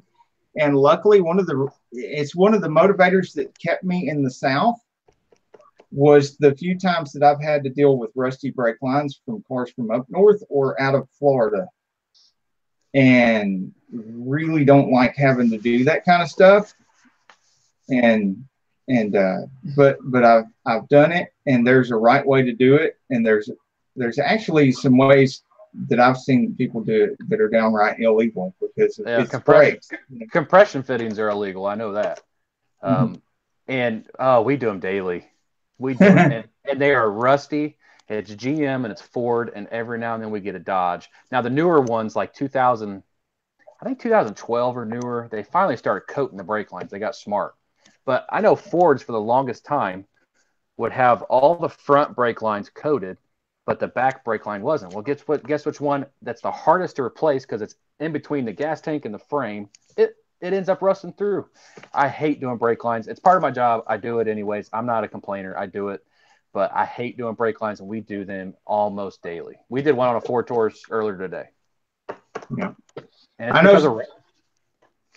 I know some of the vehicles that were frequent flyers on that kind of stuff, we'd end up taking loose at the front and all the way at the back as far as we could, and replace the whole brake line without removing the old brake line. Yep, because if you remove the old one, sometimes one that's attached to the same bracket will end up leaking. Right, it just snowballs into a bigger problem. Yeah, I have these brackets that have 2 or 3 different lines held by them, and one of them be a fuel line, and another 2 other brake lines, stuff like that, or it's the evap line, that kind of thing. And we tell customers, hey, we are not going to remove the old brake line. It's not going to go into a hole. Sometimes we've had to use zip ties, and we'll tell them, look, we're going to have to use zip ties because we don't want to take the old brake. I mean, that's what it is. And luckily, these companies started making these. I forget what they're like, a copper line. Have you seen those where you can actually bend them and almost kink them, and they will not kink brake lines, but they will never rust because they're made of like copper. Nicop, I think is what it's called. SUR&R makes it. But I have tons of brake flaring tools. I'm sure you're. Yeah, I've got 3 sets of flaring tools between the transmission line flaring tools and the brake line flaring tools. I've got 3 sets. We've worn our brake lines. We've had to buy multiple sets because we wear them out. We do so many brake lines. That's just Indiana for you, these northern states. I'm seeing brand new cars that are only 2 or 3 years old that I can't get bolts off of because they're rusted. So we have torches, and then we have those non-contact, what do they call that? It's got the little coil on the end of it, and you put it over the bolt, and it heats up the nut instead of the whole bolt. We use that too, and rust is a pain in the butt up here. Yeah, I'm so glad that I didn't have to deal with that any more than I had to. Most of the rusty stuff that we dealt with was earlier in my career when I did a lot of undercar care, and exhaust was a part of that. And then later in my career, those last 20 years or so of transmission repair, there's so many different situations in transmission repair when it's just easier, whether there's rust involved or not, to just go ahead and take a piece of exhaust loose and out and set it out of the way than it is to try to work around it. Oh yeah, definitely. And that involves not only taking possibly some rusty exhaust bolts loose and studs loose, but also removing oxygen sensors without damaging them. And notorious for having, rust. Oh yeah, we have a lot of problems with manifold bolts breaking off in the head up here. I don't know if it's a GM thing. GMs and Ford trucks, the GM Ford trucks do it. You guys have a problem down there? The back bolt breaks off. We usually don't have to mess with that because we'll take it loose at the flange of the manifold, and we never take the manifold off of the head. And since I haven't done a lot of engine work for 25 years while doing this transmission stuff, I haven't had to deal with that. Now, what I'm talking about is that the car comes to us with the bolt already broken off. It's rusted. Whoa! Yeah, on the manifold. Whoa, that's crazy. Yeah, and then you get the notorious manifold leak sound every time you start your car and the engine's warm until the engine starts getting warm. Yeah, it's yeah. And then as it warms up, it's just like slowly goes away. It does. Like it goes away. Yep. They come to us with the GM 5.3s, and I'm sure Camaro time. I don't know if he's dealt with that or not, but the GM 5.3s, the front and rear bolts rust through and break off. There's actually a company that makes a kit that bolts onto the cylinder head and pushes it back so you don't have to try to tap that bolt out. So, yeah, Camaro time says, yep, you got to heat those up first. That's for sure. That's for sure. Oh, yeah. Yeah, I've got a huge set of acetylene torches that I use for heating all kinds of things before I try to take them loose. Yep, shop's got to have them. Yep. And mine are so big, I would sometimes get a year out of them before I had to. Even in a shop situation, I'd get a year out of them before I'd have to refill them. Yeah, but then when you refill them, they're awful expensive. Yeah, they are. That's for sure.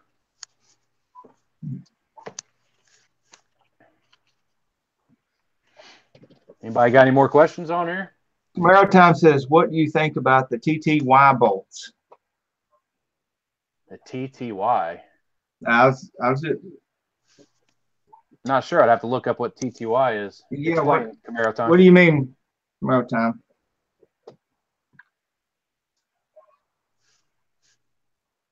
Because I'm drawing a blank too.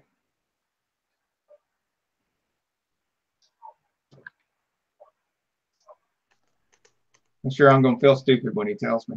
That's exactly what I was just thinking. Torque to yield. Torque to yield. Yield bolts. Yeah, like the head bolts. Yeah, non-reusable. Throwaway head bolts. Yeah. Yeah. I knew it. See, I told you I was going to feel stupid when he told me. Yeah, I wasn't thinking about that either. I've actually taken heads off of BMWs that are broken. The bolts are broken down in the block. The head bolts are. Well, most of the engines I've taken apart the last few years, I've taken apart for my parts company so that I could get the parts out of them and sell the parts. Oh yeah. and so I've got a pail full of torque to yield bolts set aside, and I don't know why I haven't just tossed them, thrown them out. Yeah. Yeah. Camaro Time wrote just like on the brakes. I'm not sure what he's talking about there because I don't think I've ever done any torque to yield. Chevy has them holding on the calipers. Oh, is that right? I didn't even know that. Chevy's got some torque to yield bolts now on the calipers. I know the Tahoes, which he has one. I know he's got one. They have a yellow glue on the rear calipers, and they suck to get broken free if they've never been broken free. I don't know if that's what he's talking about or not, but we reuse them on the calipers.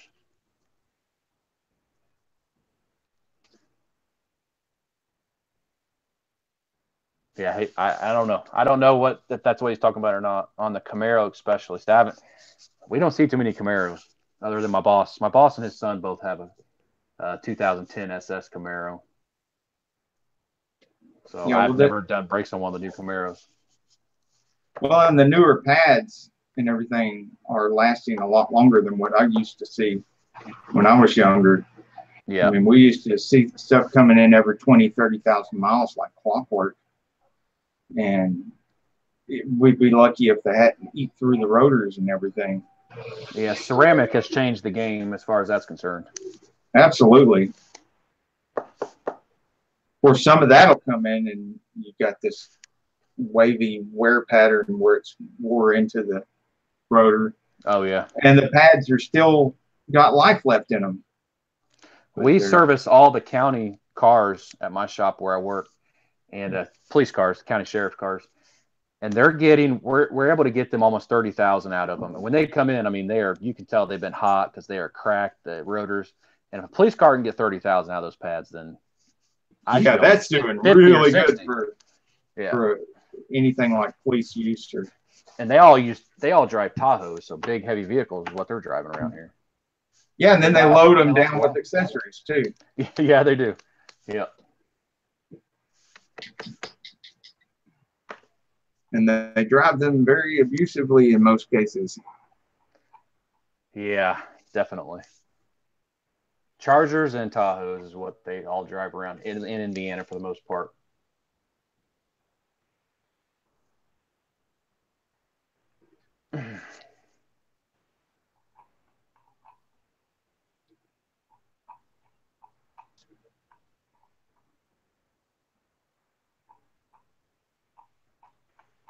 Can't believe we've been on here for an hour and a half. It doesn't seem like it's been an hour and a half.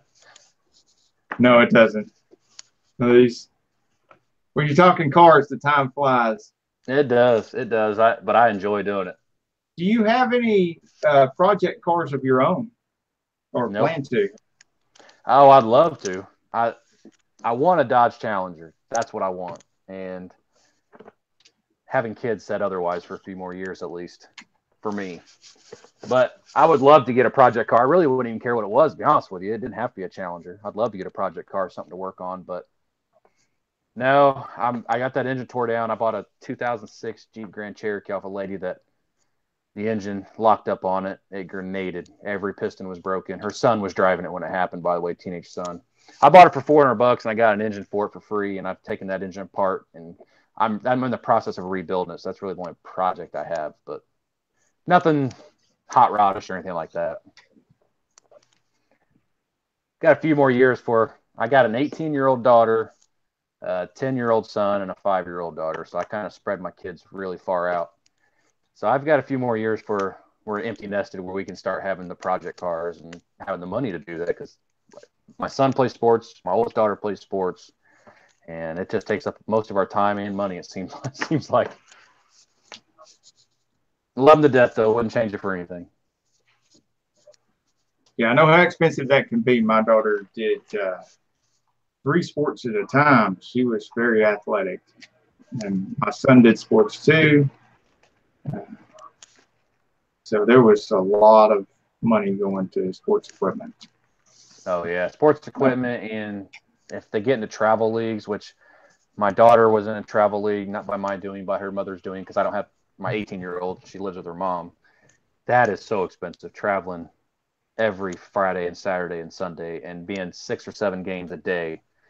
It gets expensive when you got kids and you got to feed them lunch and dinner and sometimes a hotel room. And yeah, so luckily she's out of that. She's a senior this year and she's going to be done with that.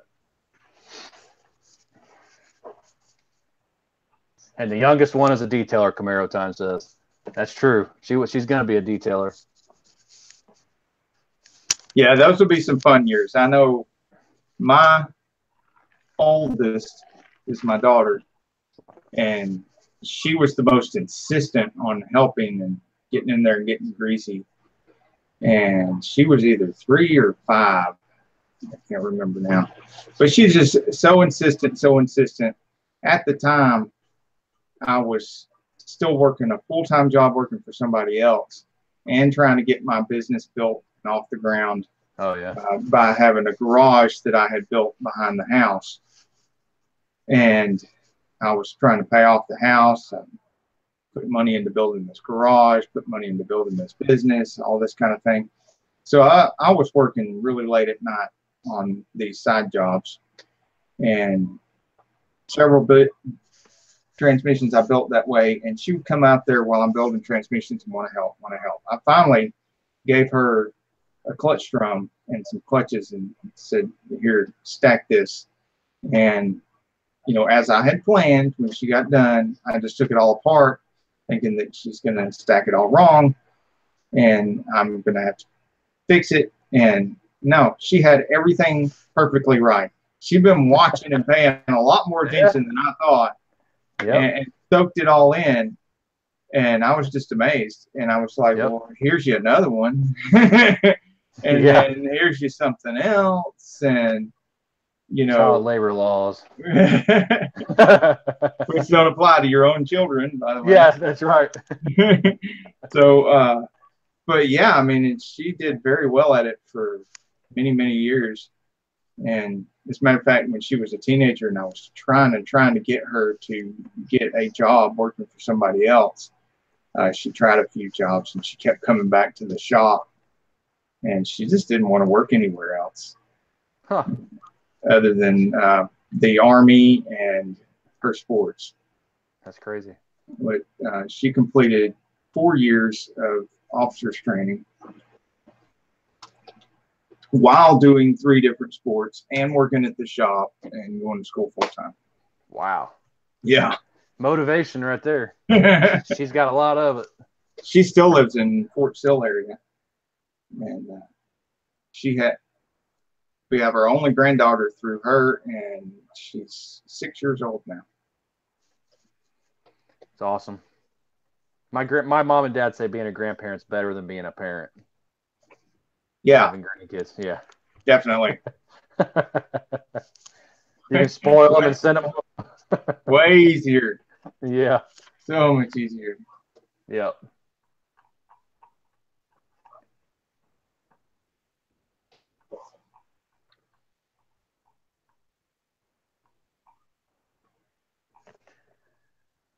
Whew.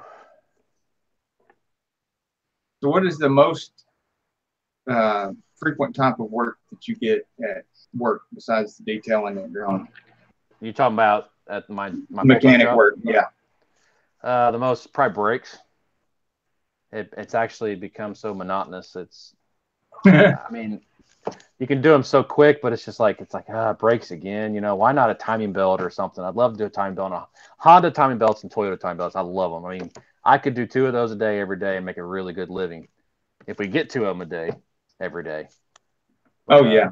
But brakes, yeah, we see brakes or brake lines constantly. Yeah. If it wasn't for the back pain involved with the timing chains and the timing belt stuff, then I would love that too. But for me, I've got 2 ruptured discs now and arthritis in the spine. So, and yeah, that'd be difficult. I got another one in my neck that doesn't bother me when doing timing chain stuff and things like that, but it's the 2 in my lower back that just really kill me with anything over the fender type stuff. And for some reason, it really aggravates the arthritis in the knees, bending over a fender and for any length of time. So I guess that's one of the reasons why when I'm doing here lately, if I do a repair video on something under the hood, I try to do it as quickly and efficiently as possible. And I've incorporated that into some of my videos. The guys time me while I'm doing this, see how fast I can do it. And because, you know, it's not so secret anymore. Part of that motivation is I want to put a stop to the back pain. I want to get that over with. Yep. The Camaro type said you would not like to do plugs and wires on my 93 Camaro. I've done distributors on those and wires. Yes, they suck if it's a SS. Not only that, but anything. One of the things that I started out with that first job way back in Atlanta on Peachtree Industrial Boulevard, I was standing there changing plugs, hot plugs in cars that were coming through the tune-up clinic, and they're literally a line of them out the back door. And I stood at the back door and I changed the plugs, and then they go on to the next guy. And one of the things about plugs is it is definitely a 2-handed job. You can't put your hand on anything and hold your upper body weight up, because if you don't use both hands, you crack the porcelain and you burnt the plug, and then you created more problems than you fixed. Yeah, that 93 Camaro, correct me if I'm wrong, Camaro time, but is that the one of the distributors behind the water pump? Because I know that those are a pain in the butt.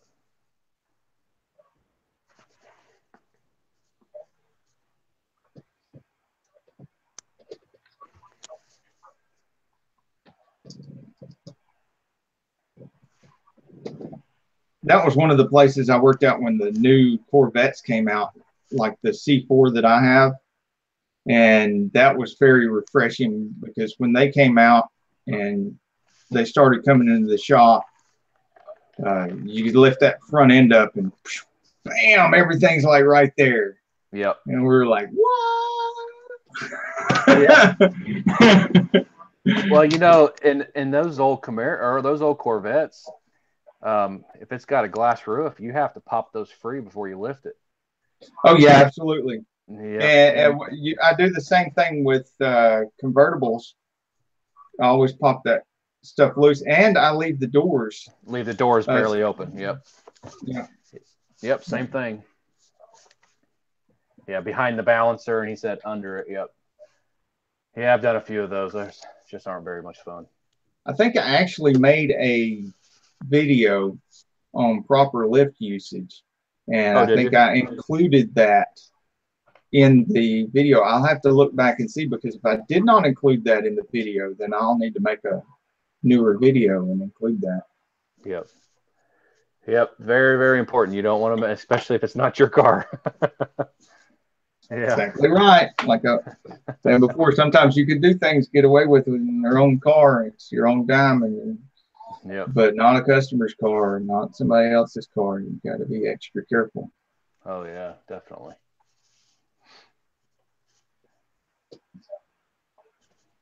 Yeah, because one of the reasons, like I said, there's easier jobs to do and better circumstances. One of the reasons why we do this is you're doing this kind of work and you're getting burnt, bruised, and bleeding, and you're out there in the weather and stuff. It's because you enjoy that thrill of accomplishment and that knowing that you're fixing things and repairing things. If you're not doing it, if you're doing it in a way that you're also damaging things while you're repairing things, you're not going to last in this profession very long, because you're not going to get that satisfaction. Yeah, when you get a car that comes in on a tow truck that's been to 2 or 3 different shops and can't figure out what's wrong with it, and you figure it out, it is a great feeling. Every time. Every single time.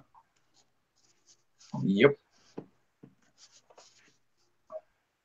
And we're a small shop. I mean, what I guess I would call a mom and pop shop. We take on anywhere between 7 or 8 cars a day, and there's only 2 mechanics, which is basically 2 full-time mechanics. So my boss, he's a mechanic, but he's the boss. He only works on what he wants to work on.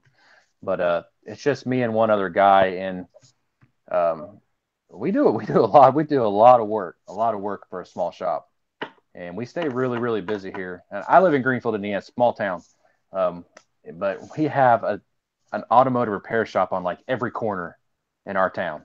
It's unreal. I've never seen anything like it before, and they just keep opening and keep opening. But we've been in business. Corey's Automotive's been in business since 1984. So everybody knows us, and everybody brings their cars to us. So we stay busy. Get your boss's car and do a video on the proper way to jack it up. Like to change tires, such. Not very many out there. You talking about my boss's Corvette? My boss has a 86 pace car, Indy 500 pace car Corvette, and an 87 pace car Corvette. Or not Corvette. That was a turbo T6 Firebird. Oh, you're talking about my boss's Camaro. Yeah. I've used Camaro several times. I could do that. He wants me to detail at Camaro time. And I keep asking him when, and he just keeps, well, not right now. Yeah, mine's an 85, and it still has you have to use the Torx bit to take the tonneau. Is it called? It's an O-top, I think it's called. Targa top. Oh, Targa. Yeah, yep. Targa top. Camaro time would probably love a video if I did on my boss's cars. He's got a 69 Camaro race car. He's got the 86 Corvette pace car, and I think it's got like 20,000, and the 87 Firebird turbo, twin turbo, and I think it's got like 8,000 or 9,000 miles on it. And he just sold his 79 Camaro race car, and he's got a 2010 SS, and his son's got a 2010 SS. Camaro Time's not the only one that would like to see that. I'd watch that too. I've actually thought about asking him to, because he probably let me do it. He probably wouldn't care. To put them all out in the park, put them all out in the parking lot and do a video on all of them. Oh yeah, line them up. Yeah. Line them up and just start walking around all of them. He's a Chevy guy through and through. He won't own anything but a Chevy. So his wife she drives a Chevy 1500. His race car hauler, the truck he uses to haul his race cars is a 3500 dually diesel Chevy. He's also got a GMC motorhome, the old style off of Stripes. You remember that movie Stripes, that GMC motorhome that they converted into the urban assault vehicle? He's got one of those. He's all GM, all General Motors on anything. He won't own anything but GM products.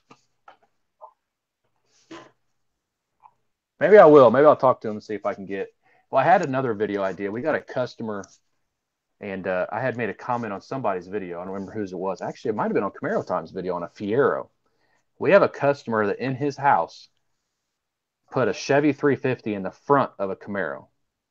He took the engine out of the back. He completely fabricated everything, the engine mounts and everything. He's got a huge Ford rear end with big slicks on the back. There's about that much room in between the two tires because the tires are so big in that little car.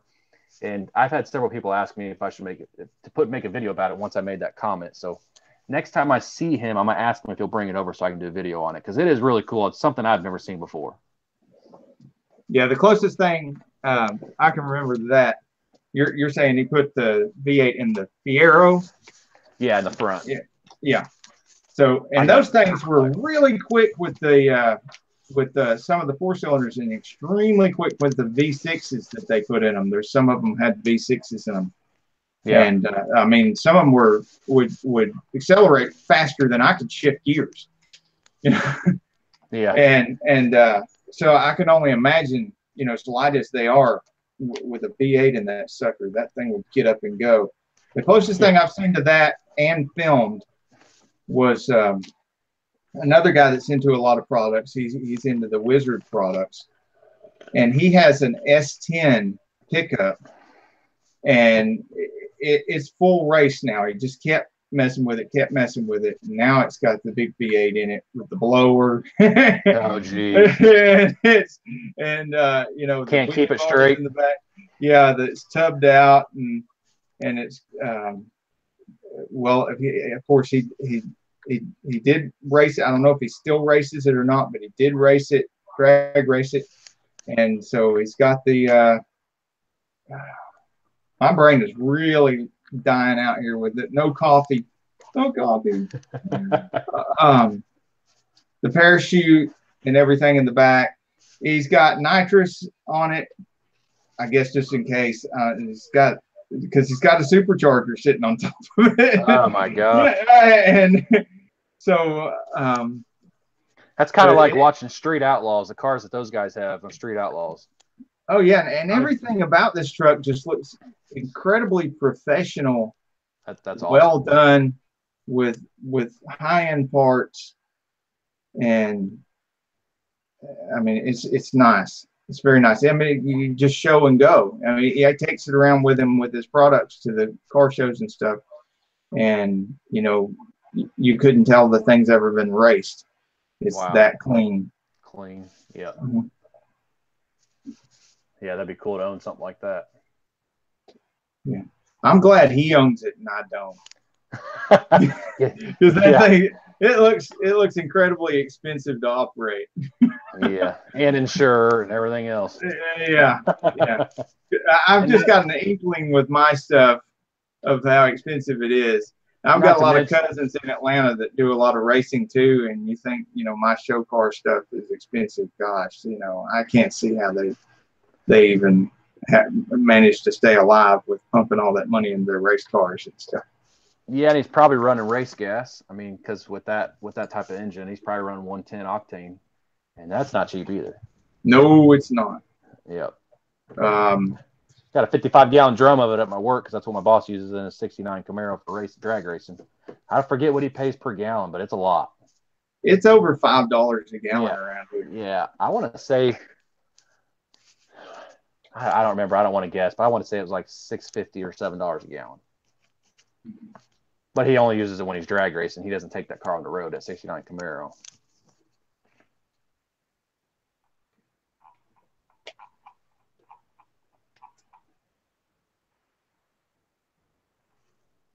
Maritime says, how in the heck would it get traction?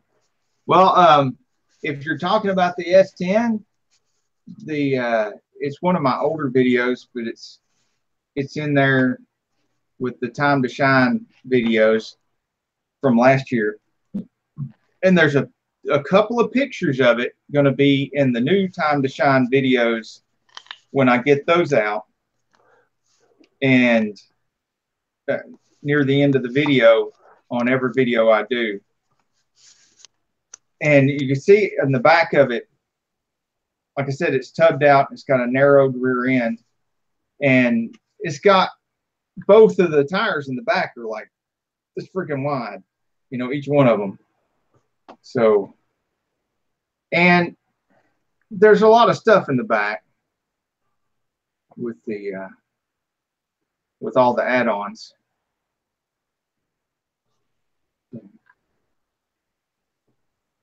Still, I'm sure traction is a problem with anything with a supercharger on it.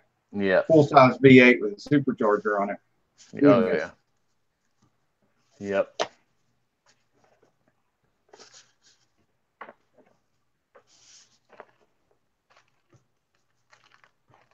So what would you do to that Mopar if you had it? What, and Challenger? Would you be an older Challenger or a newer Challenger? It would be a newer. I'd like to get a Scat Pack with a 6.4 in it. Honestly, I'm the type that I probably wouldn't do anything to it. I'd just enjoy it. Me and my wife would take it out. It's got to be a manual if I'm going to buy that car. It's going to be a 6-speed. It's not going to be an automatic. Yeah, I'm not. Back when I was a teenager, I would add all kinds of stuff. You already want. I want to buy it the way that I want it, and that's it. I don't right, because the Scat Pack comes with a lot of mods already. Yes. And a lot of times that's way cheaper and sometimes better to do it that way because they, you know, a lot of these new car manufacturers do a really good job with their performance packages when they do something like a Scat Pack. Dodge has come a long way. I mean, look at the Demon. I mean, that's just I'd love to drive one of those. Oh my gosh, yeah. I would love to, but when I sit and think about it, yeah, I'd love to have a Hellcat or a Demon. But when something happens, yes, I'm a mechanic. I can fix it myself, but that's an $8,000 supercharger. I don't have $8,000 sitting around when that supercharger goes out. So I'd rather buy the 6.4. It's not supercharged, and just enjoy the heck out of the car. That's what I would do. May put an exhaust on it, maybe, I don't know, but that'd probably be about it. Huh? We got an emergency situation. Uh-oh, what's happening? No popcorn. Oh, you're out of popcorn? Oh my gosh. Okay. We're at a popcorn emergency. Camaro Time says if I get it, I should get a shaker hood. Some of the Scat Packs come with the shaker hood, so. Yeah. And that would make it even more unique and rare too, especially if it's factory. Yeah, yeah. There's a dealer down the road. It's not a Chrysler or Chevy dealer. It's just a private owner dealer. He had a 2016 or 15, I don't remember, but it wasn't a Scat Pack. It was just a regular Hemi, but it was a 6-speed. I had her that close to buying because she wants a Challenger too. But luckily, she uses her brain unlike me. I see it, I want it, I go buy it. She said, no, not right now. We'll get one later on. So I was really close to getting it. It's going to come eventually. In fact, I'm getting shirts made for my channel, and they have Challengers on the back of them. So, well, it sounds like you've got the same kind of opinion about mods as I do. If you get something that's a Scat Pack or something like that, if you get a Shelby, you get a Roush, you get a SVT, anything like that. Right. My opinion is that you get it the way you want it, and you leave it that way because the value in those cars is what they are from the factory.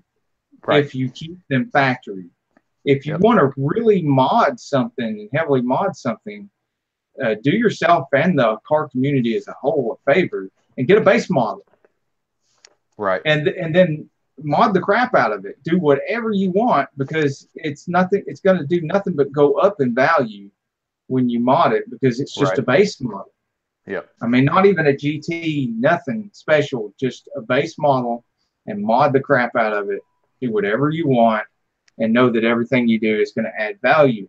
If you've got something like the Scat Pack or the Shelby, I mean, you're probably devaluing it every time you mod it. Even if it makes it better, it still takes value away from it. I agree 100%. That's exactly how I am. I'd rather just buy the car the way I want it and drive it. Back when I was a teenager, I would have thought about all this stupid stuff, put different wheels on it. And wheels are looking so much nicer now coming on cars. They are. There's not much of a market anymore for aftermarket wheels. And exhaust, like I said, exhaust is probably the only thing I'd probably change on it. Well, you'd be surprised. There's quite a bit of market for the aftermarket wheels, but it's not with people of my taste. I have the same taste as you do. I like a lot of these factory wheels that are coming out, and I like this, but I think they're great. And I would just leave them on there, you know. But there's a lot of people that disagree with us. A whole market of people that completely disagree with you and I, and they're buying the crap out of some aftermarket wheels and putting stuff on there that you and I probably wouldn't want on our car. Yeah. Well, when we bought our Dodge Journey in August, brand new, that's one thing that attracted me to it is I love the wheels. They're 19-inch wheels, and they look better than most aftermarket wheels that I see. So, yeah, same thing. Yep. And I think there again, the thing with that, my opinion on that is if you're going to do that, get a base model. Yep. That doesn't have nice wheels on it. Didn't come with nice 15-inch steel wheels. Yeah. Exactly. And then keep those off to the side for your play wheels. Yep. And get whatever wheels that you want if you don't like factory wheels and stuff, and put whatever you want on that car. Yep. And do it any way you want it. And you know, some of the guys that I see at some of these cruisings and stuff, that's what they've done. They had the base model and they've just modded the crap out of it. And that's fine. That's fine with me. You don't have to make your car to my taste. It's your car. Right. Oh, yeah. You know, and that gives variety because, you know, if everybody did their cars exactly the way I think they should do them, then I'd probably see a lot of the same cars out there and there wouldn't be that much variety. And I'd get bored with filming them after a while. Oh, yeah. Yeah, definitely. So, and, you know, also, I don't have to go home with your car, so yeah. do whatever you want to with it. Mm-hmm.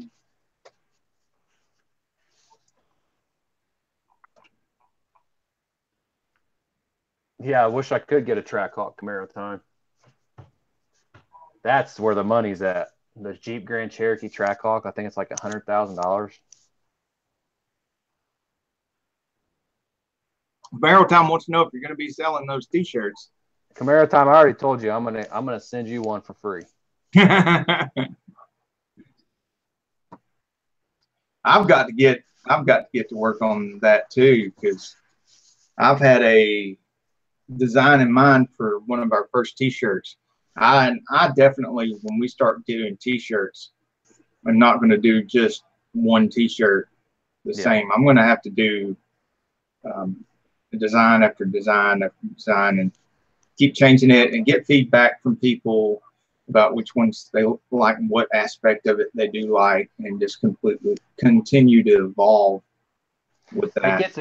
That gets expensive though, because see, I had to actually talk to Camaro Time about the T-shirts on one of his videos one time. There's setup fees and stuff. Yeah, I told him, I said it's going to have a Challenger on our back, and he said that was okay. I said, well, I'm going to see about getting a Camaro put on the back just for him. That's what it was going to be for, just for him. And I found out that the setup fee is $45 just to add the Camaro to it. I was like, he's going to have to live with a Challenger. So I hope you don't mind the Challenger. That's what's going to be on at Camaro Time. Yeah. I lost your screen. All I can see is ASE certified on it. Oh, you did? Can you see me now? I can hear you, but I can't see you. It just says ASE certified.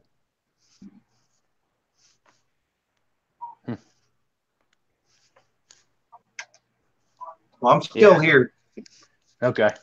You didn't lose me completely. Sometimes that it does weird things like that, the Google Hangouts thing. Oh, okay. Yeah, hey, Camaro Time says I love all cars. That's good. Yep, I'm the same way.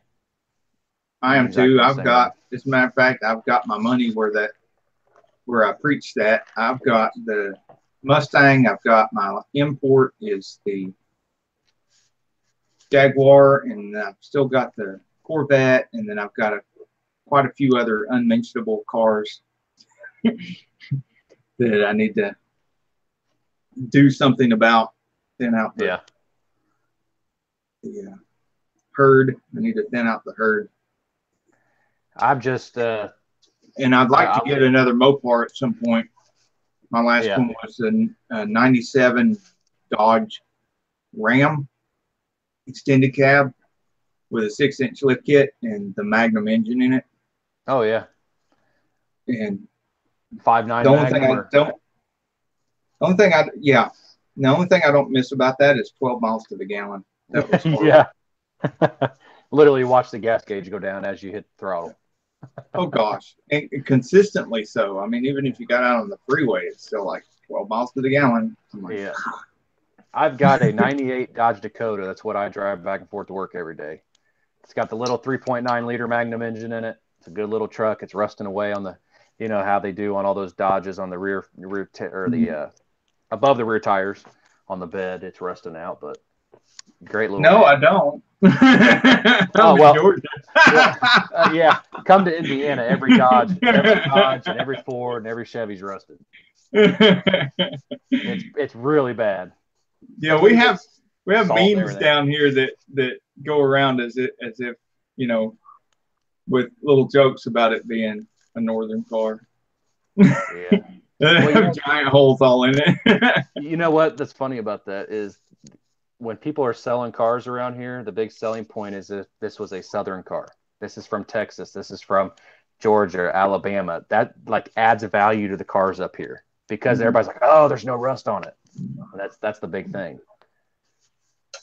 Which has always made me wonder why there isn't somebody I know or that's approached me and asked me to supply them with southern cars, because and lots of other people down here. Why is there not somebody doing that? Because every time I've been up north, I've seen that too. There's signs and stuff, you know, with this southern car or something on the car written on the windshield, southern car or stuff like that.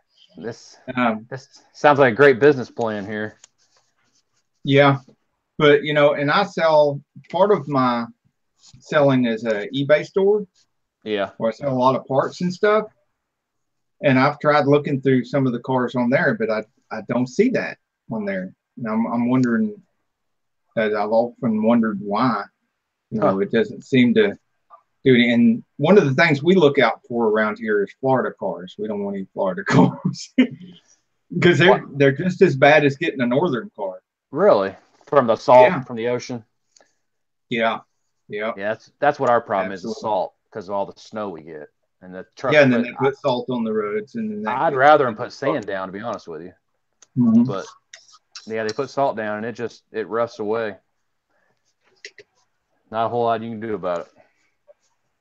Well, I think the terrible thing about the sand is if it's got lime in it. Yeah. I mean, guys like me that take care of my car and wash it all the time, it's hard to drive my car around here in the wintertime, that's for sure. Because I worry about it. I don't want it to rust. That's a big investment when especially as much as cars cost today. It's such a big investment for it to start rusting in 2 or 3 years. Absolutely. Yep. See you, Camaro time. I'm going to have to get off here soon, too. Yeah. I agree with you. It is 9:35. It is. It's been fun. I really appreciate you letting me come on here. I appreciate you coming on here. We've been looking forward to it for quite a while, and you have a lot of really good knowledge about the car detailing and the cleaning and stuff. We all Hopefully need we that. can do this again. Yeah, definitely. Yep. Just shoot me a message anytime. Okay. Yep. We're going to keep doing this every Wednesday night at 7:30, and we're going to try different guests, and at some point I'm going to go back through some of the guests that we've had on, and because some people haven't been on here for quite a while, and we want everybody to get as much exposure as they possibly can. You know, we are the as some of the people on the other channels called us the king and queen of the car scene. We like to try to get around in the car scene and stay in the car scene. And well, we're all in this together. Absolutely, and especially the other guys with car channels like yourself and Camaro Time and Gregory Salvatore and a lot of the other guests that we've had on here. Ozu Lou, don't forget him. Yeah, Uzo Lou, and with and shares a lot in common with us too. He likes a lot of different cars. They got the Corvette and the Mustang. Yep. And so Johnny Pro was on here, good enough to be on here with us, and yep, I've seen some of Johnny Pro and Z Outlaw SS. Yeah, I'd like to get Z Outlaw SS on here too. As a matter of fact, I'd like to at some point. I think he's been going up here in the mountains near us, so that we might actually be able to do a physical meetup at some point. Yeah, that'd be pretty cool. And but yeah, what part of Georgia are you live in? We're in North Georgia. We're just outside of Dalton. We're between Dalton and Chatsworth. And so, as a matter of fact, you can see Fort Mountain State Park out our living room window. We're so close to the mountains. Oh, we're outside the city limits. We're in the county. And the road that goes by our house going towards Fort Mountain State Park, that road going up Fort Mountain, I call it the Dalton Dragon's Tail, even though it's not in Dalton. Because it's like I don't know if you've seen some of the other guys' videos lately. They're doing the road challenge and stuff. Yeah, the Outlaw too. And doing the Dragon's Tail, I used to drive up there once a year when I was in Chattanooga. And I just don't bother going up there anymore because it's got, not only has it gotten so crowded and everything, but and I think it was the Outlaw that said this, it just, compared to the other roads in the mountains and stuff, it's really not that different, other than the fact that you have, a large community of car and motorcycle enthusiasts there. But it just like a lot of other things, like our channels on YouTube and stuff, sometimes it can get a little bit too large. And once it gets beyond a certain size, it lacks a certain amount of intimacy. Yep. Here in our communities right now, we still have a lot of intimacy and we get to know each other very well. And we know what's going on with each other a lot. And some communities get too big and then a certain few people will know each other, and a certain few people, it starts like high school, everybody splits off into little cliques. Oh yeah. And so there's a lack of intimacy there. And I think that's happened to the Dragon's Tail up there, but the Dalton Dragon's Tail is still small enough, and the traffic is not a lot, and it's just as curvy and excitingly dangerous. It's got the well-defined and well-managed pull-offs. You can pull off and park and see out over the mountains and everything. And then there are several places you can stop at up there. There's even a motel and stuff that you can book a room in and stay at. And you can drive all the way to places like LJ and Cherhola Skyway. And, with now that we got Google Maps and all that kind of stuff, you can really plan out nice trips. Oh, there. Yeah. I was going to say, because we go to Panama City every year for vacation, but yeah, we're not going to be going anywhere near that. We go through Alabama on 65 to go down to Panama City. Yeah, when I was in Chattanooga, I used to do the same thing. I even though I spent many, many, many years in Atlanta, and my mother still lives down there, and my sister's on the north end of town now, I would go, when I was in Chattanooga, I would go down through Alabama and go down 65. Yep. Go to places like Panama City. Yeah, because I can hit 65 is only not even 20 minutes for me, and then the rest of the way is all the way to Panama City, basically, almost. So that's the way we go. Yeah, over here we're close to Highway 411, which is just right there between us and the mountains, and it goes up beside the Appalachian Mountains all the way up into Kentucky. Yeah. So you can go all through Georgia and Tennessee and Kentucky, and with the mountains just right there in your sight. Yeah, beautiful. That's beautiful. And you can veer off down several roads and go up to several different places in the mountains along the way. Right. That's cool. Well, I'm going to have to get off here, Victor. I really appreciate it. All right. Appreciate you being here. Is there any last thing you want to tell anybody about what's coming up on your channel before we go? Actually, I've got a few. The remaining detailing series videos are coming out. One's coming out Friday, and then one should come out either Saturday or Sunday. And then I'm going to get back into more product review videos. I think I've got a company that just sent me called Detail Guards. It's for washing your car. They go around. You put it underneath your tires so the hose doesn't get kinked on your tires. They sent me 4 for me to try out and sent me 2 to give away to somebody. So I'll be doing a drawing. Somebody's going to get 2 of those Detail Guards for free. All right. That sounds like a great plan. It sounds like a win-win for everybody. Yep, absolutely. Good for your channel too. Okay. Bottle Caps is here. You snuck in on me. I didn't even see you come in. Great to have you here.